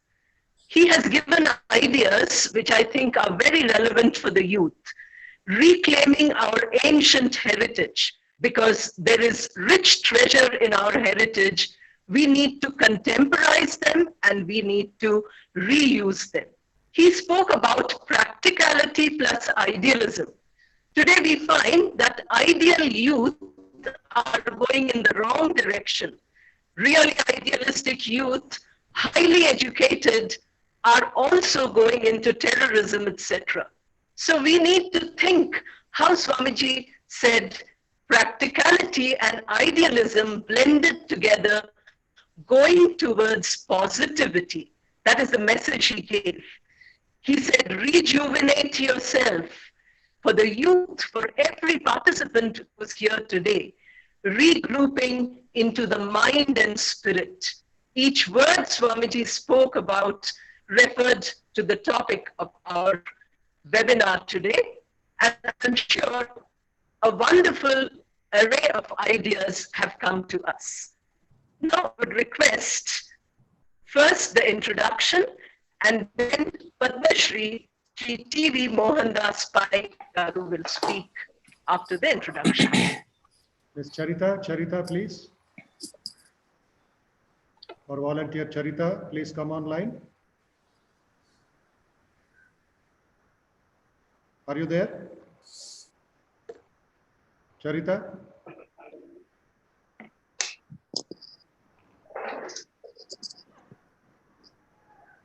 Yeah, I request Professor Mohandas Paiji, our special guest today. We're very thankful for you for accepting our invitation. Padma Shri Awardee and former CFO and board member at Infosys. He is also the co-founder of Akshay Patra, the world's largest midday meal program, and works actively with government and regulators on policy recommendation and guidelines. Man of tremendous experience in the field of education, now in the Manipal University, and he is online in many webinars and national channels discussing the state problems, national problems, education, etc. So on a short notice and invitation from Bangalore and Karnataka, Sri Mohandas Pai is available to us. So we request him to share ideas on this very important topic with a large number of students and professors and public from all parts of the country. Namaste to Sri Mohandas Pai. Thank you. Thank you, Swamiji. First of all, thank you for inviting me. I listened carefully to all the great speakers before. I'm very happy to learn from them. I would approach this from a very different point of view, how to have innovation and transformation in education. For that, first, let us look at the life of Swami Vivekananda. Narendranath, as a child, had certain qualities that made him Swami Vivekananda later, who was innovative and transformative. As a child, he was curious. He had a questioning mind. He had a thirst for knowledge. He had an infinite capacity to discuss, argue, debate with everybody. He had an infinite capacity to travel, to experience, to experiment.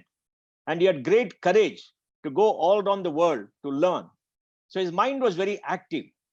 And his mind was always focused on learning, examining, and going deep into matters.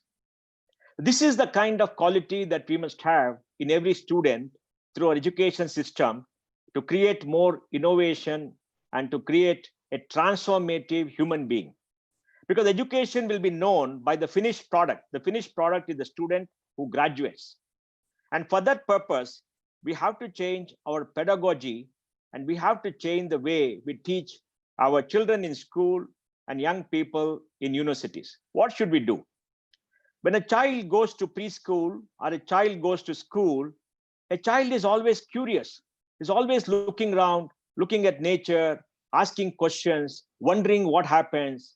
It looks with awe at books, at pictures, at discovery, and it all goes down into his mind and it resides in his mind. Neurons work, like Swamiji said, the brain is very plastic. But when it goes to school, it is subjected to a one-sided dialogue where there is a curriculum, there is a teacher who tells the young child what to do, how to do. There's an exam that the child has to pass. The child is not allowed to experiment. The child is not allowed to wander. The child is not allowed to keep the curiosity. The child is beaten into shape, into a product. And it is because the education system that we have today, which I will explain sometime later. Of course, a fair number of children still retain the curiosity, they still wonder at nature, still wonder at the external world. They still have that passion and energy to change, to learn, to do many things, and they do very well in life. Now, why is it so? Because our education system is based upon the Industrial Revolution era. Education 1.0 happened in the Gurukula in India and the academy of Greece. What was the teaching there? A young student went to stay in the house of his teacher. And when you went to a house of a teacher, the teacher took you in as his own child and taught you, lived with the teacher. You did the housework, you learned with him, you debated with him, you discussed with him. And your curiosity was satisfied because it was not a one-way broadcast. It was two-way. You could ask question, the teacher asked question, they chanted, they examined, they wandered around, they discovered, and everybody was encouraged to think and to debate and to do many things. So the curiosity was retained and encouraged to explore on their own and look at matters and solutions so that the child discovered the way for himself or herself. Even in the Academy of Greece, that was the same process. Now, when the Industrial Revolution came, suddenly there's an advent of machines. The pace of life increased. The machines led to increased production. Economic growth took off. Quality of life improved. People's income improved. There's a need for more and more people to be educated. So they started the education system where there was a class, there was a curriculum, there was a teacher who had read more books than the students, and the teacher came and taught. The students listened. They all wrote down the notes. They were taught to do some exercises. And at the end of it, there's a rigorous examination. They passed the examination and they had a piece of paper which gave them an entry for a job because there's so many people required to run the economy and jobs are available. And this was the kind of institution that was developed.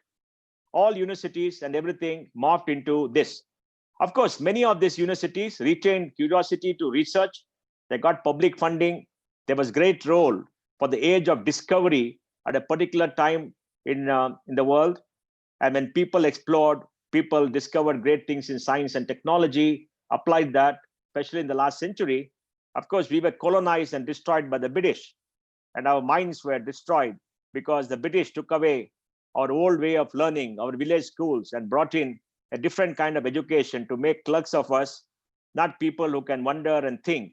And Swamiji escaped that and went and changed and transformed the way we think. So this was the pedagogy that was there. And a few universities had research where people could go and talk, and we aped the Western model. Now, why was it so? It was so because we were all taught through books. Books were scarce, expensive.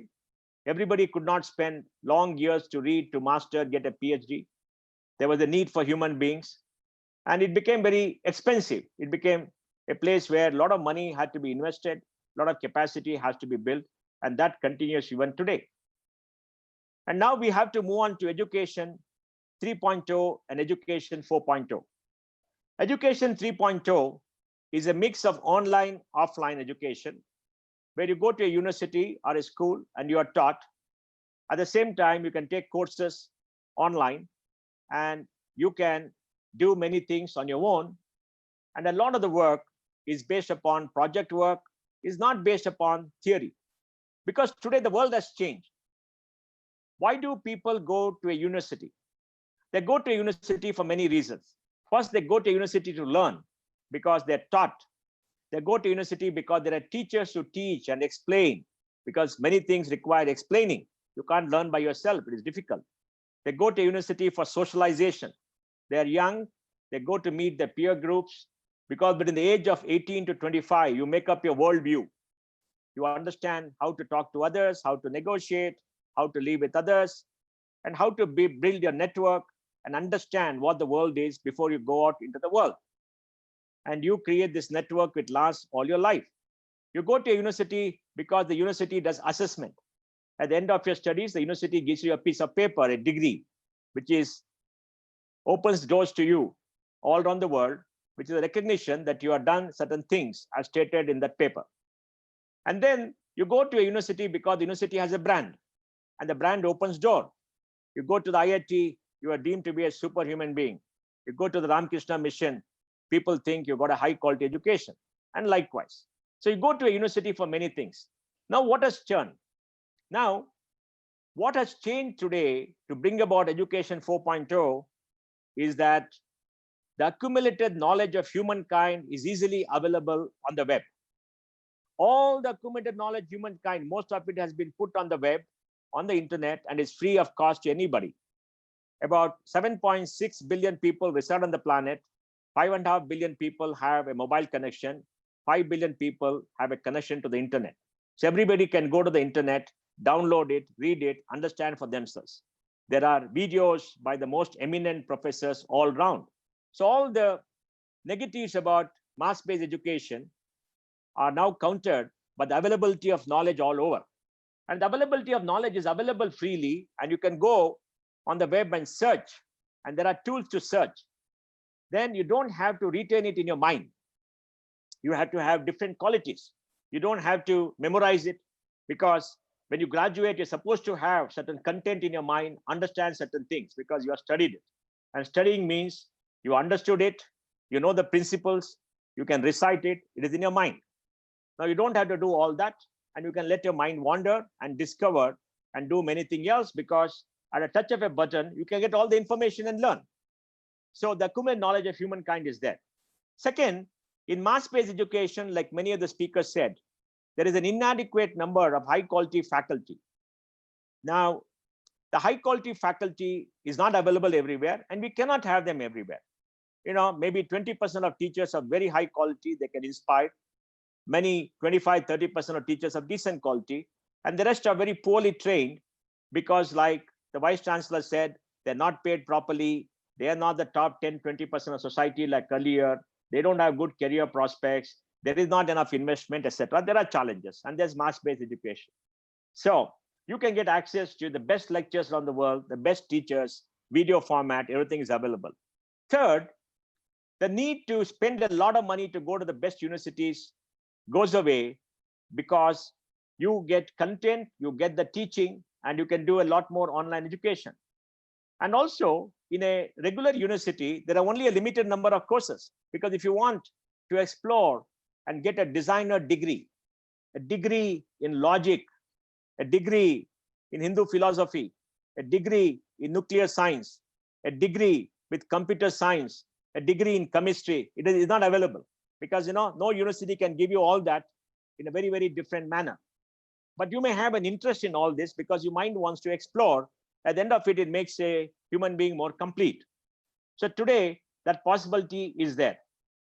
Then do you need socialization? But you need socialization for 4 years or 3 years.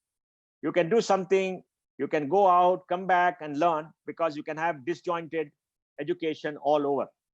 And then you have to get that brand of certain universities, certain networks. Well, they are necessary, but there's a cost to pay for that. So all the things that you needed in a regular university traditionally can be done in a different view. In Education 4.0, a student can come to a university, talk to a tutor, and design their own courses. I can say I have an interest in music, I have an interest in dance, I have an interest in chemistry, I have an interest in anthropology, I have an interest in comparative religion, and I have an interest in nuclear physics. So I want all these topics. Then the tutor can tell them, in this university, we'll give you course A, B, and C. You can study it. Now we have a partner universities which can give you online courses, or you can go and spend some time there and get those courses. And then collect all the credits and come back to us at a time of your choosing, and we'll give you a degree with all those courses, and you'll be off. So today, an individual can get tailor-made education fit for what they want. Will everybody take it? Maybe not. Will 20, 30% take it? Maybe. But increasingly, more and more students will have flexibility. And if you give them flexibility, then they will enjoy learning. Today, many students don't enjoy learning. It is boring. Why is it boring? Because the minds are not exercised. They're not curious. The minds are not satiated. The classroom is too big. And in the classroom, everybody learns at a different pace. Everybody learns at a different pace in different topics. And everybody has got some interest. They don't have interest in anything else. A mathematician may not have interest in history. A mathematical student may not have an interest in geography. But they have to do all those courses. So they get disinterested because they want to spend more time. And there is too much content in our regular education, much of it unnecessary because you can learn by yourself. The second is, in Education 4.0, a student is not stuck to one institution. He can go anywhere, do those courses and come back. So his network expands and he can go all around the world and come back and do the courses, get the credits. Third, he can get a degree in 2 years, he can get a degree in 1 year, he can get a degree in 5 years. He can go out, work, come back, etc. And lastly, the degree will be given to them and there'll be continuing education. You can accumulate any number of degrees that you want. So there is lifelong learning. You are not inhibited. You are not stuck to one particular course, stuck to one particular institution. Lastly, your cost comes down because, you could take time off to work, you could gain experience, etc. Now that is the next stage of higher education, which can happen and which should happen so that young students can do all this. Now, what are the problems? For India, the problem is of scale. Like the Vice-Chancellor said today, we have only 26.5% of young people in the age group of 18 to 23 in college. Tamil Nadu has got 49%, Bengal has got only 19%, and Bihar has got 13%, Karnataka has got 30%. So all around the country, there are very big differences. The South has got an average of 32, 33%. The South has got better infrastructure. So we have 90 lakhs to 1 crore young people joining college. We have 3.6 crore people. 90 lakhs complete every single year. And today, for the first time, women are greater in college than men. It happened last year. So India will be transformed because our young girls, our women will transform India. In the United States, 56% of graduates are women. And women will bring about change in society because when women get education, they will invest in the family. They will bring up the children in a very different manner. They will invest in the children and society will be very, very different. A male-dominated society is very macho, very dominated in violence and in suppression and oppression because the males are built to look out to get power. They all want power, whereas the women don't look for power. They look for a much more stable society and they're very family focused by their very nature. The DNA and the wiring is similar to that. So we are seeing this kind of change. So we have scale. We have inadequate investment in education. 65% of higher education is private. You have to pay a fee. So public funding is very less. All around the country, maybe only 2 lakh crores is spent on higher education. 4.5 lakh crores is spent by the government on primary and school education. So we have the challenge of numbers. So we will not be able to give the same quality to everybody. And we have to understand that and accept that. But if you can give it to 20, 25%, 30%, we would have done a job because they will change society and education can become innovative and it can become transformative. And the next problem is we don't have enough teachers, good teachers. We have enough teachers, but not good teachers. Who is a good teacher? A good teacher is the one who can inspire young people, who can allow young people to go on a voyage of discovery, to retain the curiosity, who will ask them to ask questions, who will have a dialogue with them, a two-way dialogue. And to do that, the teacher should be very secure. And the teacher should also understand the teacher does not know everything. There's no need to tell students you know everything. You know certain things and you can explain. And if you don't know something, you can read and come and debate. That's perfectly fine. So you have to suppress your ego that you are the dominating force in the class and everybody is a supplicant. So that feudal notion should go. And that is very difficult to do over a period of time unless you're a very secure individual. So we don't have enough funding. We have large numbers. We don't have enough teachers, but we have to innovate. And to innovate, we have to redesign our schools. In the school, much more effort should be based on a dialogue with the children, on a questioning by the children, more project work. And the content load should come down. Children don't have to learn so much of content, mug it up or memorize it and go write an examination. And the examination can be internal assessment so that teachers don't come back. And I believe every child should get 12 years of schooling. Even if after 12 years, the child goes and fails, what you call fail, because you don't get 35% is okay. Just give them a degree of completion. So they completed 12 years. Why is that? Because the 12 years are very important for the child. The child goes to an institution, the child has a teacher, the child learns values, the child learns how to live, the child learns how to interact with people, the child learns to communicate, build the personality, and that's a very essential. We should not fail any child and send them away from school. That's a great waste of a future generation. Every child should finish 12 years. Some will do very well, some will not do very well, but it's okay. They finish 12 years and they're all getting prepared for life. And then We must allow anybody who wants to go to college. For that, our university system should have 3 tiers, like we are recommended from FICCI. The first tier should be research-based institutions. There, young people who are research-based, who want to create knowledge, can go there. And they should be very clear that the research-focused and teaching comes along with research. They require public funding. All universities spend together only 1,500 crores on research, much of it public. They're all starved of research. People bemoan why our universities are not good and all that, but you don't fund them for research. We have to give them money for research. And India can fund 5,000 to 6,000, 7,000 crores a year if only the government realizes it's important. Because the government of India and the state spend 50 lakh crore a year. 50 lakh crore a year is the budget of the state and union government, and you can easily spend 5,000, 6,000 crores on research. You can cut it from somewhere else. It is available. But the attitude is just not there because the political leaders don't understand the impact. They all take pride. You go abroad, you're going there, you're going to Cornell, Harvard, yeah, but that's very foolish. Why don't we have a set of institutions, the top 100 universities which are research-based, and give them public funding? The next 200 universities could be research cum teaching, where possibly 10%, 15% is research because it's required, and the balance could be teaching. And most of the universities are teaching universities. And there we could have good level of teaching and students could be there. And the third could be community colleges where young people go to get a degree, to spend 3 years, understand and assimilate knowledge and create network and form a global view. Because at the time they're growing up, we don't want them to go into the workforce. We don't want them to be unprepared to meet life. And in all of them, we must give value-based education. We must teach them about Indian civilization, our Indian heritage in the sciences, in mathematics, in most areas. We must teach them about a great value system, about what the lives of a great people are. Because at the end of the day, every person is a human being full of emotion. And we need values because they must learn the distinction between right and wrong. They must learn not to do papa. They must learn not to harm with others. They must learn to live with others in peace and harmony and not have violence. And they have differences. They must learn to resolve the differences through dialogue, to debate, not through violence or taking to the gun. And they must learn that, life is finite. Life is finite. And we must live the life well, peacefully. That's what God has made this world for. It has been created for that.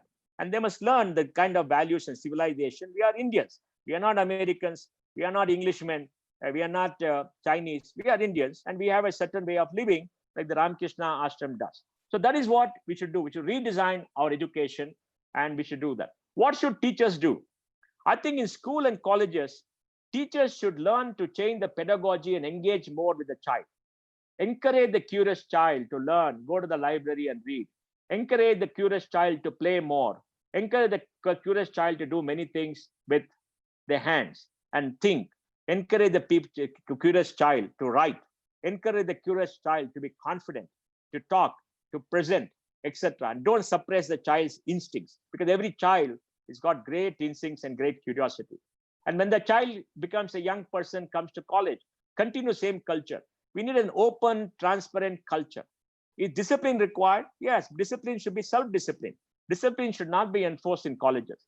Why can't people come in shorts to colleges and a t-shirt like an American university? Why should there be a uniform? Yes, we have a uniform because very many poor children come and they come in tattered clothes and they don't have enough. Yes, there is a sad part of it. But, once you come to a certain level, you should have greater freedom. And in our colleges, the teachers should be tutors, not teachers merely, but tutors who will talk to them, encourage them to do more projects. And in all our education, more projects and self-study and research and discovery should be taught. The content in all the colleges should come down. We should use technology. We should use flipped classroom, give them rich videos, give them all the content so that all these things can be done. And once you do all that, the young person will grow. And we must teach them that if they want to do further studies, they can always go somewhere. There must be facilities for them to do the postgraduate and the PhD and to discover, so that the entire system will be there. Upward mobility should be there for everybody to study in a community college, go to a research cum teaching institution, and go to a pure research institution. Wherever the young person wants to go, show the ability, they have to be encouraged. So teachers have to change their attitude. That means assessment process should become less. Teachers should have more time rather than pushing content in a one-way broadcast, to encourage them to read, to encourage them to learn, to do more work in the library. They must teach them to write. They must ask them to come and talk. They must ask them to come and discuss with everybody else. For example, in our university in Antigua for medicine, what we have done is we have said that we will reduce lectures and we'll have group discussion and you learn, and the results have been very good. So I'll stop here by saying that if you want to be innovative, if you want to be transformative, you must allow the young child and the young student to go on a voyage of discovery, to think, to become a complete person, to give them confidence, to develop their self and to develop their ability like young Narendranath did. But he was blessed and he was born very differently. But we can largely follow that model. And we must change the pedagogy, change the way we interact. Can it be done in the existing regulatory system? We can still do it. And we can do it. It depends on the teacher, depends on the institution. I'm sure the Vivekananda Institute of Human Excellence will take all this and change the way of pedagogy, encourage people to think and work. If we do all that, we can make education innovative and transformative. And we can see a very, very new India. Thank you very much. Thank you very much, sir. That was very nice. Shri Pai has told us a blueprint about the finished product. I think that makes a lot of sense because designing self-suited courses, credit transfer, self-learning, flexibility, and working, these are all catchwords today.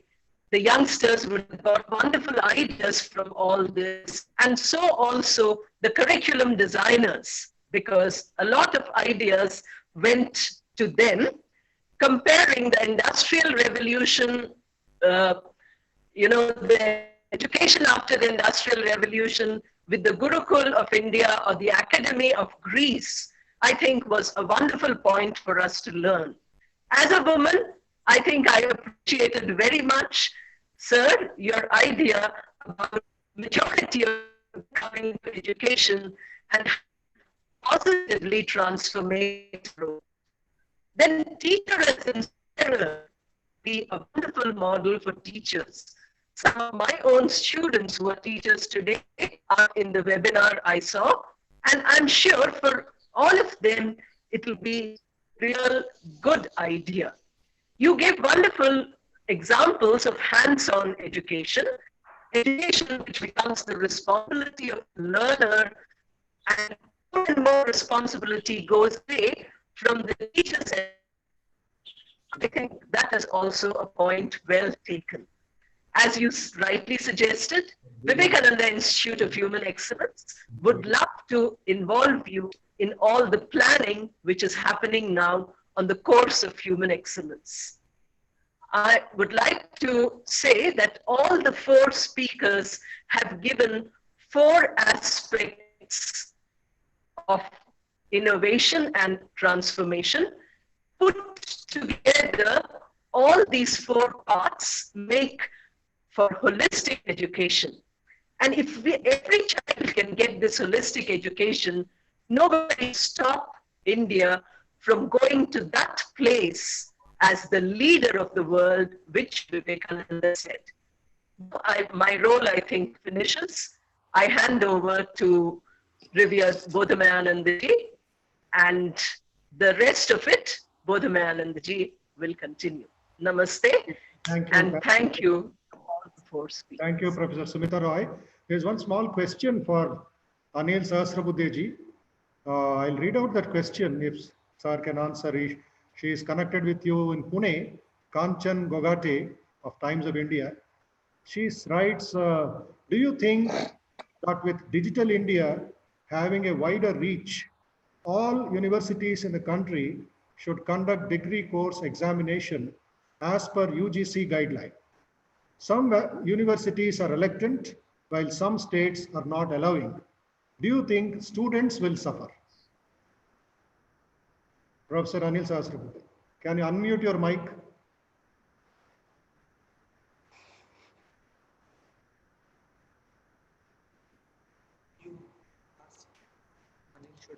Anil, 1 minute, sir.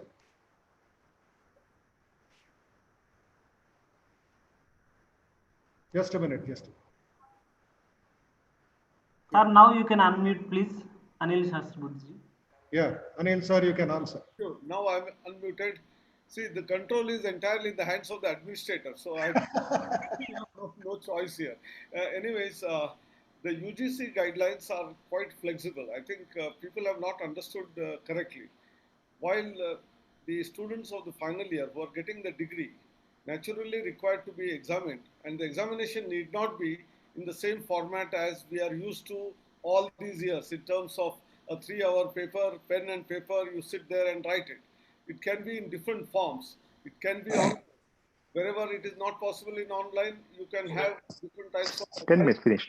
mini projects. I think evaluation should be a holistic evaluation rather than See this, Dr. Sahasrabudhe. So, the administrator is time and again controlling me, so I think I will stop at this. So please look at it in a holistic manner, and the industry has to also accept finally the person who has got graduation degree, whether it is appropriate, and therefore some kind of an evaluation of a student in terms of his learning is required. So this learning could be in the form of VIHE examination, it can be a practice-oriented examination, it can be a thesis-written examination, it can be a group work, it can be online examination, it can be also paper and pen examination. Doc, can you tell us how you transformed Pune, where you spent 6 wonderful years and made it into an IIT and better than IIT? Just tell us for 2-3 minutes what you did, because that's a great role model for us. Mohandas Pai, so there is a book published by Observer Research Foundation on this. People may refer to this entire story, but if you are asking me to do that in a couple of minutes, thanks to the Honorable Chairman of the Board of Governors of the COEP, Dr. F.C. Kohli, who was an inspiration for all of us.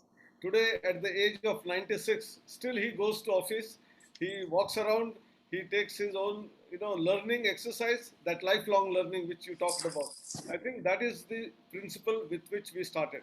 Secondly, it is not just the academic curriculum, but what you stated in your talk about variety of other activities. There were around 32 clubs, some of them technical, like astronomy club or maybe automotive club, maybe computer robotics club.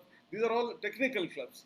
But there were, clubs which were history club, philosophy club, psychology club. I think you name a humanities and social sciences to the sports, to the cultural activities. Students are given opportunity to overcome any one of those things, what they like, to come forward and then exhibit themselves, and a very strong teacher-student interaction, which you actually mentioned rightly in our Gurukula system we used to follow, but somehow we had slipped and we have to resurrect it and create an environment where students want to learn. And that is why students, when they came forward, a first-year student, after his vacation, he came to me and said that they want to develop a satellite. I said, satellite? Yes. Then I said, a civil engineering student alone cannot do it. You need a group which is comprising of civil, mechanical, electrical, electronics, computer, instrumentation. Bring me some 25 students group who are from different areas and different years, and I will support.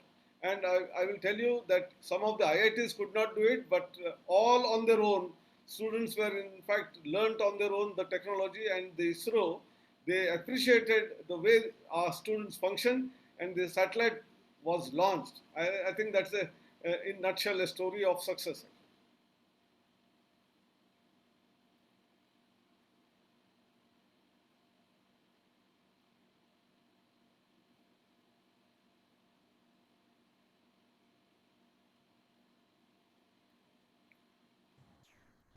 I think whoever is speaking should unmute. Yes. This is a question to Swami Atmapriyanandaji Maharaj. To integrate Vedic and Indic ethos in education, do we also need research methodology that is Indic based than Western research methodology? Yeah, research methodology is neither Indian nor foreign nor anything. Just like you don't say theory of relativity is American or Jewish and Ramanujan's researches are Hindu, methodology is methodology. So research methodology which they have developed over the years in a particular, they also constantly need changes. So there are two groups, one saying we need everything Indic, everything Indian, the other group we need everything Western. Swami Vivekananda said there is a combination of both. in which the methodology should be developed by the people in tune with the circumstances in which they are working, or population, or the availability of teachers, availability of resources, and so on. So having a methodology which is based on our own ethos simply means the Gurukula, once again, we go back to that, in which the students and teacher have a very strong interaction. In the researchers, in everywhere, not even in India, elsewhere, everywhere, the research supervisor is like a father figure to the student. So they interact very closely, they keep on discussing year after year and so on. So the methodology which is developed is not important, as much as people who implement this methodology and the teacher being a constant guide and philosopher to the student, participating in his woes and wails, and constantly encouraging him to come out with the best which he has. Yeah. Thank you, Swamiji. And there is a question to Shri Mohandas Pai. Today's webinar brought in positives and also negatives in our education system. Can you guide the youth on how should we as youth on overcoming these shortcomings? Should all the youth fly abroad because education is better there? Well, I would tell everybody, please follow your dream. You must have a dream, what you want to do. Narendranath had a dream. He lived his dream. It is a particular dream. So you must have a dream. You must think what you want to do with your life and pursue your dream. If a dream can be done in India, do it in India. If a dream can be done outside, go outside. Wherever your dream can be achieved, do that. But one thing you must remember, you're an Indian. You belong to a great civilization. You belong to a civilization, great values. Keep all that here and try as much as possible to come back to India and work here and, grow this country. Like Swami Vivekananda became an ambassador for the whole world based on Vedic philosophy. You should also become an ambassador for India, but follow your dream, because when you follow your dream, you'll keep your mind curious. You learn yourself. You'll have great energy, great passion. You'll have curiosity. These are all individual attributes. Nobody can suppress that. Nobody can remove it from you. It is within you, and you must exercise that, and you must keep learning. You must have a perpetual learning attitude. For that, you need a curious mind, because God has given you a mind, and you've got infinite capacity in the mind. And today, you're not constrained by a lack of content, lack of knowledge. It's there in the web. It's there everywhere. Go and seek. And once you leave your dream, you'll do very well. Treat the whole world as a home. Look at Dr. Anil Sahasrabudhe, an extremely accomplished individual, great learning. Even today is curious. Even today is joyful. Even today is interacts with people. And look at Swamiji. He has given up, his civilian life to teach you, to do everything else. These are great role models. So follow your dream and decide for yourself what you want to do. Whatever you can do to achieve a dream, do a dream. Live a very good ethical life. Yeah. And anybody can answer a request, Professor Satyanarayana or your Anil Sahasrabudhe. Education to the poor and underprivileged in this COVID-19, the post-COVID-19 situation. Because we are talking about big universities and infrastructure and science and technology, but what is the situation at the ground in the villages or in the tribal areas in Madhya Pradesh or Chhattisgarh? How do we bring up that standard, their lives? I think I would like to mention a few things which are very important and critical. On one side, we have been talking about online education. Certainly for online education, connectivity and internet availability is very important.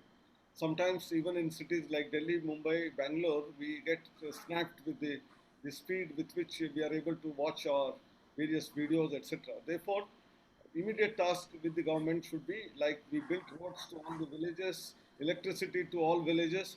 How do we make BharatNet a successful model of reaching internet to nooks and corners of the country is important.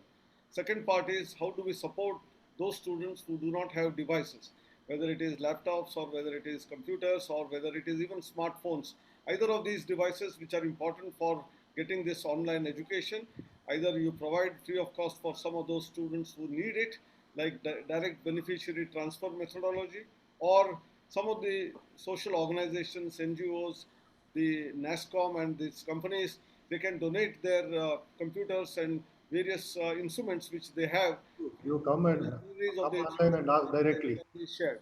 I had been pitching for quite some time on various media here that every one of us who are middle class and above middle class at least have 4 to 5 mobile phones, which are smartphones, which we used earlier, and today they are lying idle in our homes. Why can't we, if they are okay, they just like that donate it, otherwise fix it and give it to the nearest possible educational institute.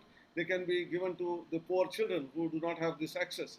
And some of the companies which provide data, they can give some amount of data free of cost so that learning will not stop for anyone who is interested.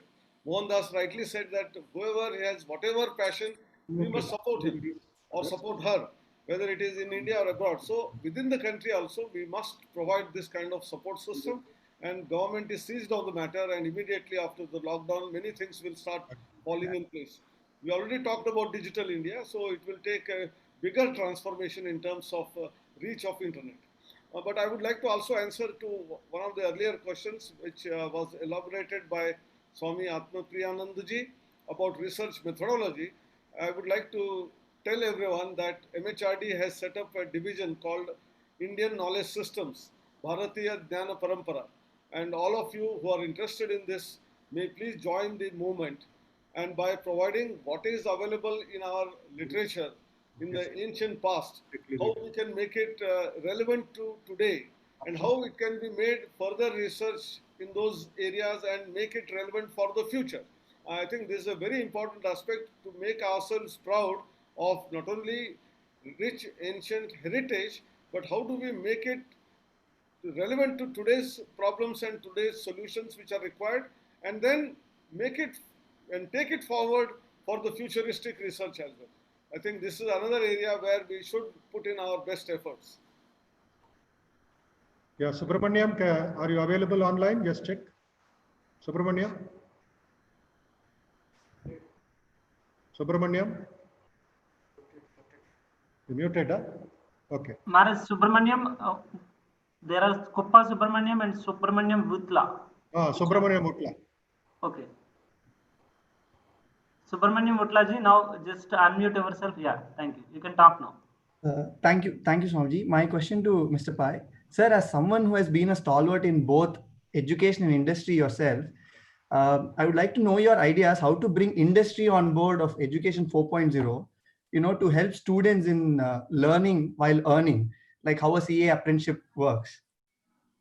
Well, I think for that, see, the most important thing in interacting with industry, which none of the academics, barring Dr. Anil Sahasrabudhe, understand, and he's been extremely successful, is what are you offering them in return? You would just sit down and say, I'm a university, come and talk to me, come and do that. Nobody will come to you. You must go approach universities. I mean, businesses. You must talk to them. You must build a relationship. Invite them to your college. Invite them to interact.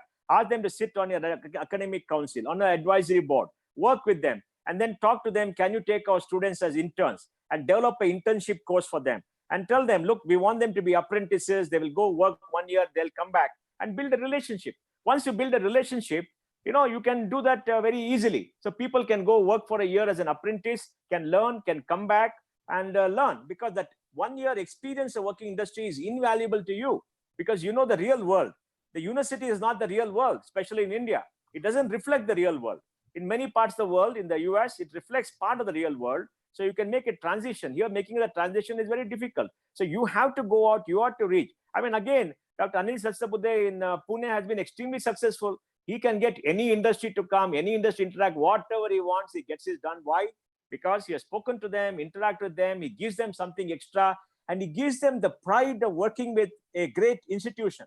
Industry wants that pride. People want that pride. You must do that. So that communication and outreach and interaction is extremely important, and you must build relationship. Life is a network. Society is a network of interest. The Ramakrishna Ashram has got his own network. It's a very powerful network. So use the network to demonstrate, and you can do it. So look, all I feel is all the impediments are in your mind.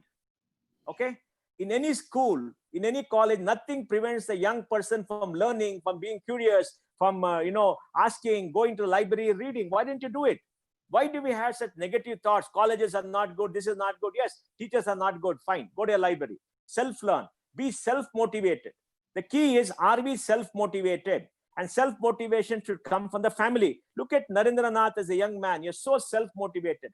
That is the quality all of us should have. And if you have self-motivation, we will do extremely well. Nobody can suppress us. Nobody can put us down. You'll do extremely well wherever you are. Thank you, sir. I think if the screen share is allowed, I will show you the internship portal developed in-house by AICTE and which has internships provided by different companies.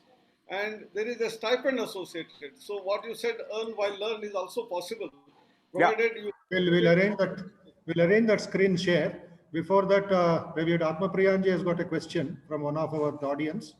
I'll just read out that question for just for a minute. Right. Yeah, the question is, does the pace of learning affect our capacity to be creative? Is the 12-year plus 3-year model effective to create scientists? What is the best recipe to thought-provoking and creativity-building education? My question to Swami Atmapriyanandaji. So this has been discussed in several ways, whether we should have a standard pattern, which we now have. But given the population of the country, some kind of structure is absolutely necessary. Although we theoretically say we should have openness and we should have innovation and all that, kind of structured learning is actually necessary.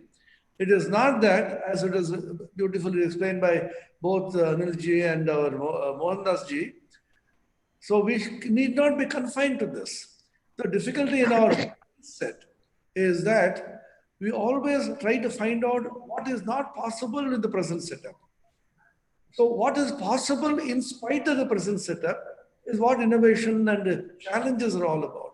So in spite of that, you can yourself do certain things for which you don't need the support either the college or the university. Now, if the knowledge is just available at the click of a mouse, how much are those students actually using them? It is so unfortunate that our students constantly complain about everything else except themselves. How much time they are spending? The 3-4 months, they could have spent tremendously and so much of creativity rather than that being depressed and I'm upset and do this, etc.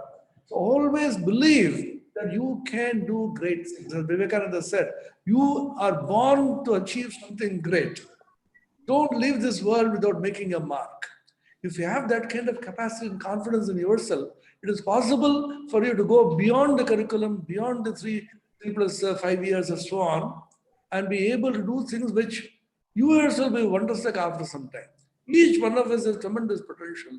This belief and constantly trying to expand your horizon of knowledge in spite of, although in the midst of the curriculum study, is a challenge which is possible and doable. Yeah, so Professor Anilji, your screen sharing is available. No, I think it's somehow not working. I just checked it. Anyway, there is an internship portal. You can Google out and find out, or come to AICTE website and you will have the link and you can apply for internship with stipend. This is very important that, schools and colleges which are in remote areas, they always find problem of industry interaction. Pune, I was lucky that Pune is an industrial city and with 150 years of history, we had so many alumni, so connect is very easily possible. But for those institutions who are in slightly remote areas, they do have difficulties, and for that, we have developed an internship portal where people onboard internships from industry and as well as government departments, and students can apply and take those internships. A person, a follower of Swami Vivekananda has done so much of innovation, transformation as chairman of AICTE. Just look at that. Why can't everybody do it? He is just a follower of Swami Vivekananda. He understood what Swami Vivekananda was all about and he has been innovative. So why can't other teachers follow that? Why can't the teachers break the shackles that bind them themselves because they bound themselves? Dr. Anil Sahasrabudhe did not have any shackles because his mind was free. His mind was curious. He was innovative. He did it. He transformed. So why can't faculty, why can't the Vivekananda Institute break out the shackles and do it themselves? There's nothing stopping anybody from being innovative and transformative. It's all in the mind. Yeah. Thank you very much. And just a small idea from each one of you for a minute. is when we talk about the examination, when we talk about the career, when we talk about the infrastructure, the online, the offlines, what there is the sensitivity part among the students. What is the? Sensitivity, the sukshma buddhi, the feeling for others, and the spiritual values, how it can go along with the curriculum and with the higher education. Somewhere down the line, we are missing that. Swamiji, I will answer it first. It has to come from leadership by example by the faculty. Yeah. Because all of us as students, we follow our parents, we follow our teachers, we have reverence for our teachers. We are born in that culture of reverence for a teacher. Because India is the only society in the world, Swamiji, throughout its history, where the scholar has been on the top of the totem pole, not the soldier, not the man with arms and violence. The Kshatriya was not there. The scholar was on the top. In our culture, if the Rajguru comes to the court, the king comes down from the throne, he washes his feet and asks him to sit next to him on a higher pedestal. We worship our teacher. So we are reverence. So the teacher should live a life example where they live the values and the student will follow. Then in our families, parents should lead that life because we get most of our values from parents. If you're able to do both, most of it comes easily. You are a source of inspiration. Anil Sahasrabudhe is a source of inspiration. Students look up to him and want to live like he does. And I think it's not very difficult. So we must teach them the theory and expose them and also live that life and it will work. Yeah, thank you very much. We'll take Atmapriyanandaji's opinion on this. Apart from the Vivekananda University, how we can broaden this to the higher levels? If there is a talk that we should integrate it into the curriculum and so on, but the easiest way to kill any idea is to put it in the curriculum. Whatever is put in the curriculum becomes once again examination oriented. How many marks will I get by doing social service and so on? So it's a thing which has to be developed from childhood, as is said to the parents and so on. Apart from that, as Vivekananda says, Rabindranath said, many of the Einstein said, looking at nature and learning from nature is one thing which are missing. In our country, things were open and then people used to look at the plants and the animals and the sun rising and setting and so on. Now the whole environment is only classroom oriented. And the smarter the classroom, the greater will be the inhibitions to learn. And learn from nature, learn from people. How much you can learn from an ant. When we were children, very curiously, we used to find out how the ants travel in straight lines. And we used to put a small drop of water and immediately there's a communication. One ant immediately turns back, says something to the other ant. The whole army of ants turns back and marches back. With great curiosity, we used to see that. And how ants used to carry small grains for the rainy day, a huge amount of grain they used to store. And mosquitoes, we have plenty of them at Belur. So how much we learn from the mosquitoes, how they carefully come and pick out people who are new guests. Any Swami coming as a guest, immediately the mosquitoes will spot the blood of the Swami. So what I'm saying is, nature has so much to give us, and we can, by observing nature, 100,000 things can be learned, and through analogy. Science and technology, the greatest innovations has gone only through analogy. The planetary electron, Rutherford was trying to find out how the electrons are placed around the nucleus. Perhaps you saw the sun rising and found, this is the way. Finished, man. It's like the planets are moving around the sun, the electrons are moving around the nucleus. So constantly learning from nature, analogy, and through connection of ideas. Our ideas are all not connected to one another. Knowledge was one once upon a time. We broke them into various disciplines, and now we are trying to reintegrate them through interdisciplinary approach. If knowledge can be thought of as one, akhanda jnana, which was the original idea in the East. It was not that you graduate in a particular discipline. You study under a guru, and then at the end of 13, 14 years, you are supposed to be a knowledgeable person as certified by the guru in the Gurukula. That means you have knowledge about so many things because you are curious to learn. And When you constantly live in a community, you are feeling for the plants, for the animals, for the insects, and for the entire nature, and for the fellow beings who are also participating. Now it is impossible for anybody, any country to live alone in isolation. And this is not only a religious law, this is a scientific law that we are interdependent. And internet, www, World Wide Web, has clearly shown us that we are living in a web. We are constantly interconnected and we live in a global world. And this awareness internally, if you have, I can't be happy unless the other man is happy. Just one story I will tell you, which I heard from Ranganathan used to repeat it so often. He said there's a thing called enlightened selfishness. What is that? There's a farmer who was using very expensive seeds in his own farm and distributing it free of cost to all those around him. Somebody told him, oh, you are stupid, you are a fool.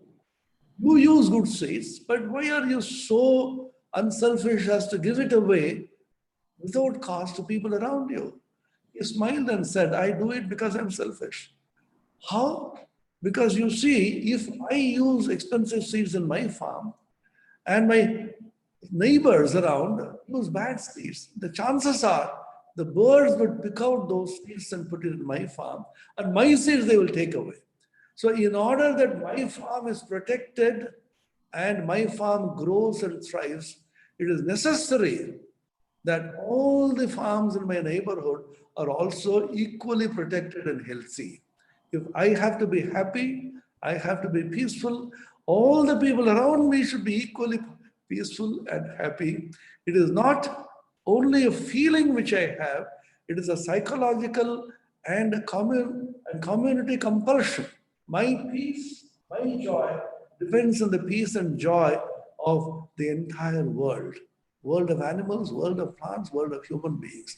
If there's kind of an awareness, scientifically, psychologically, religiously, and educationally is inculcated in the student constantly by the teachers, by the parents, informally, this will go a very long way.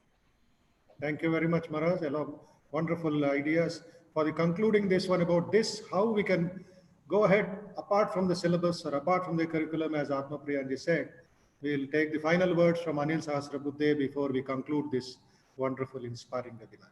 When eminent persons like Mohandas, who is also talked about here as another Swamiji, what is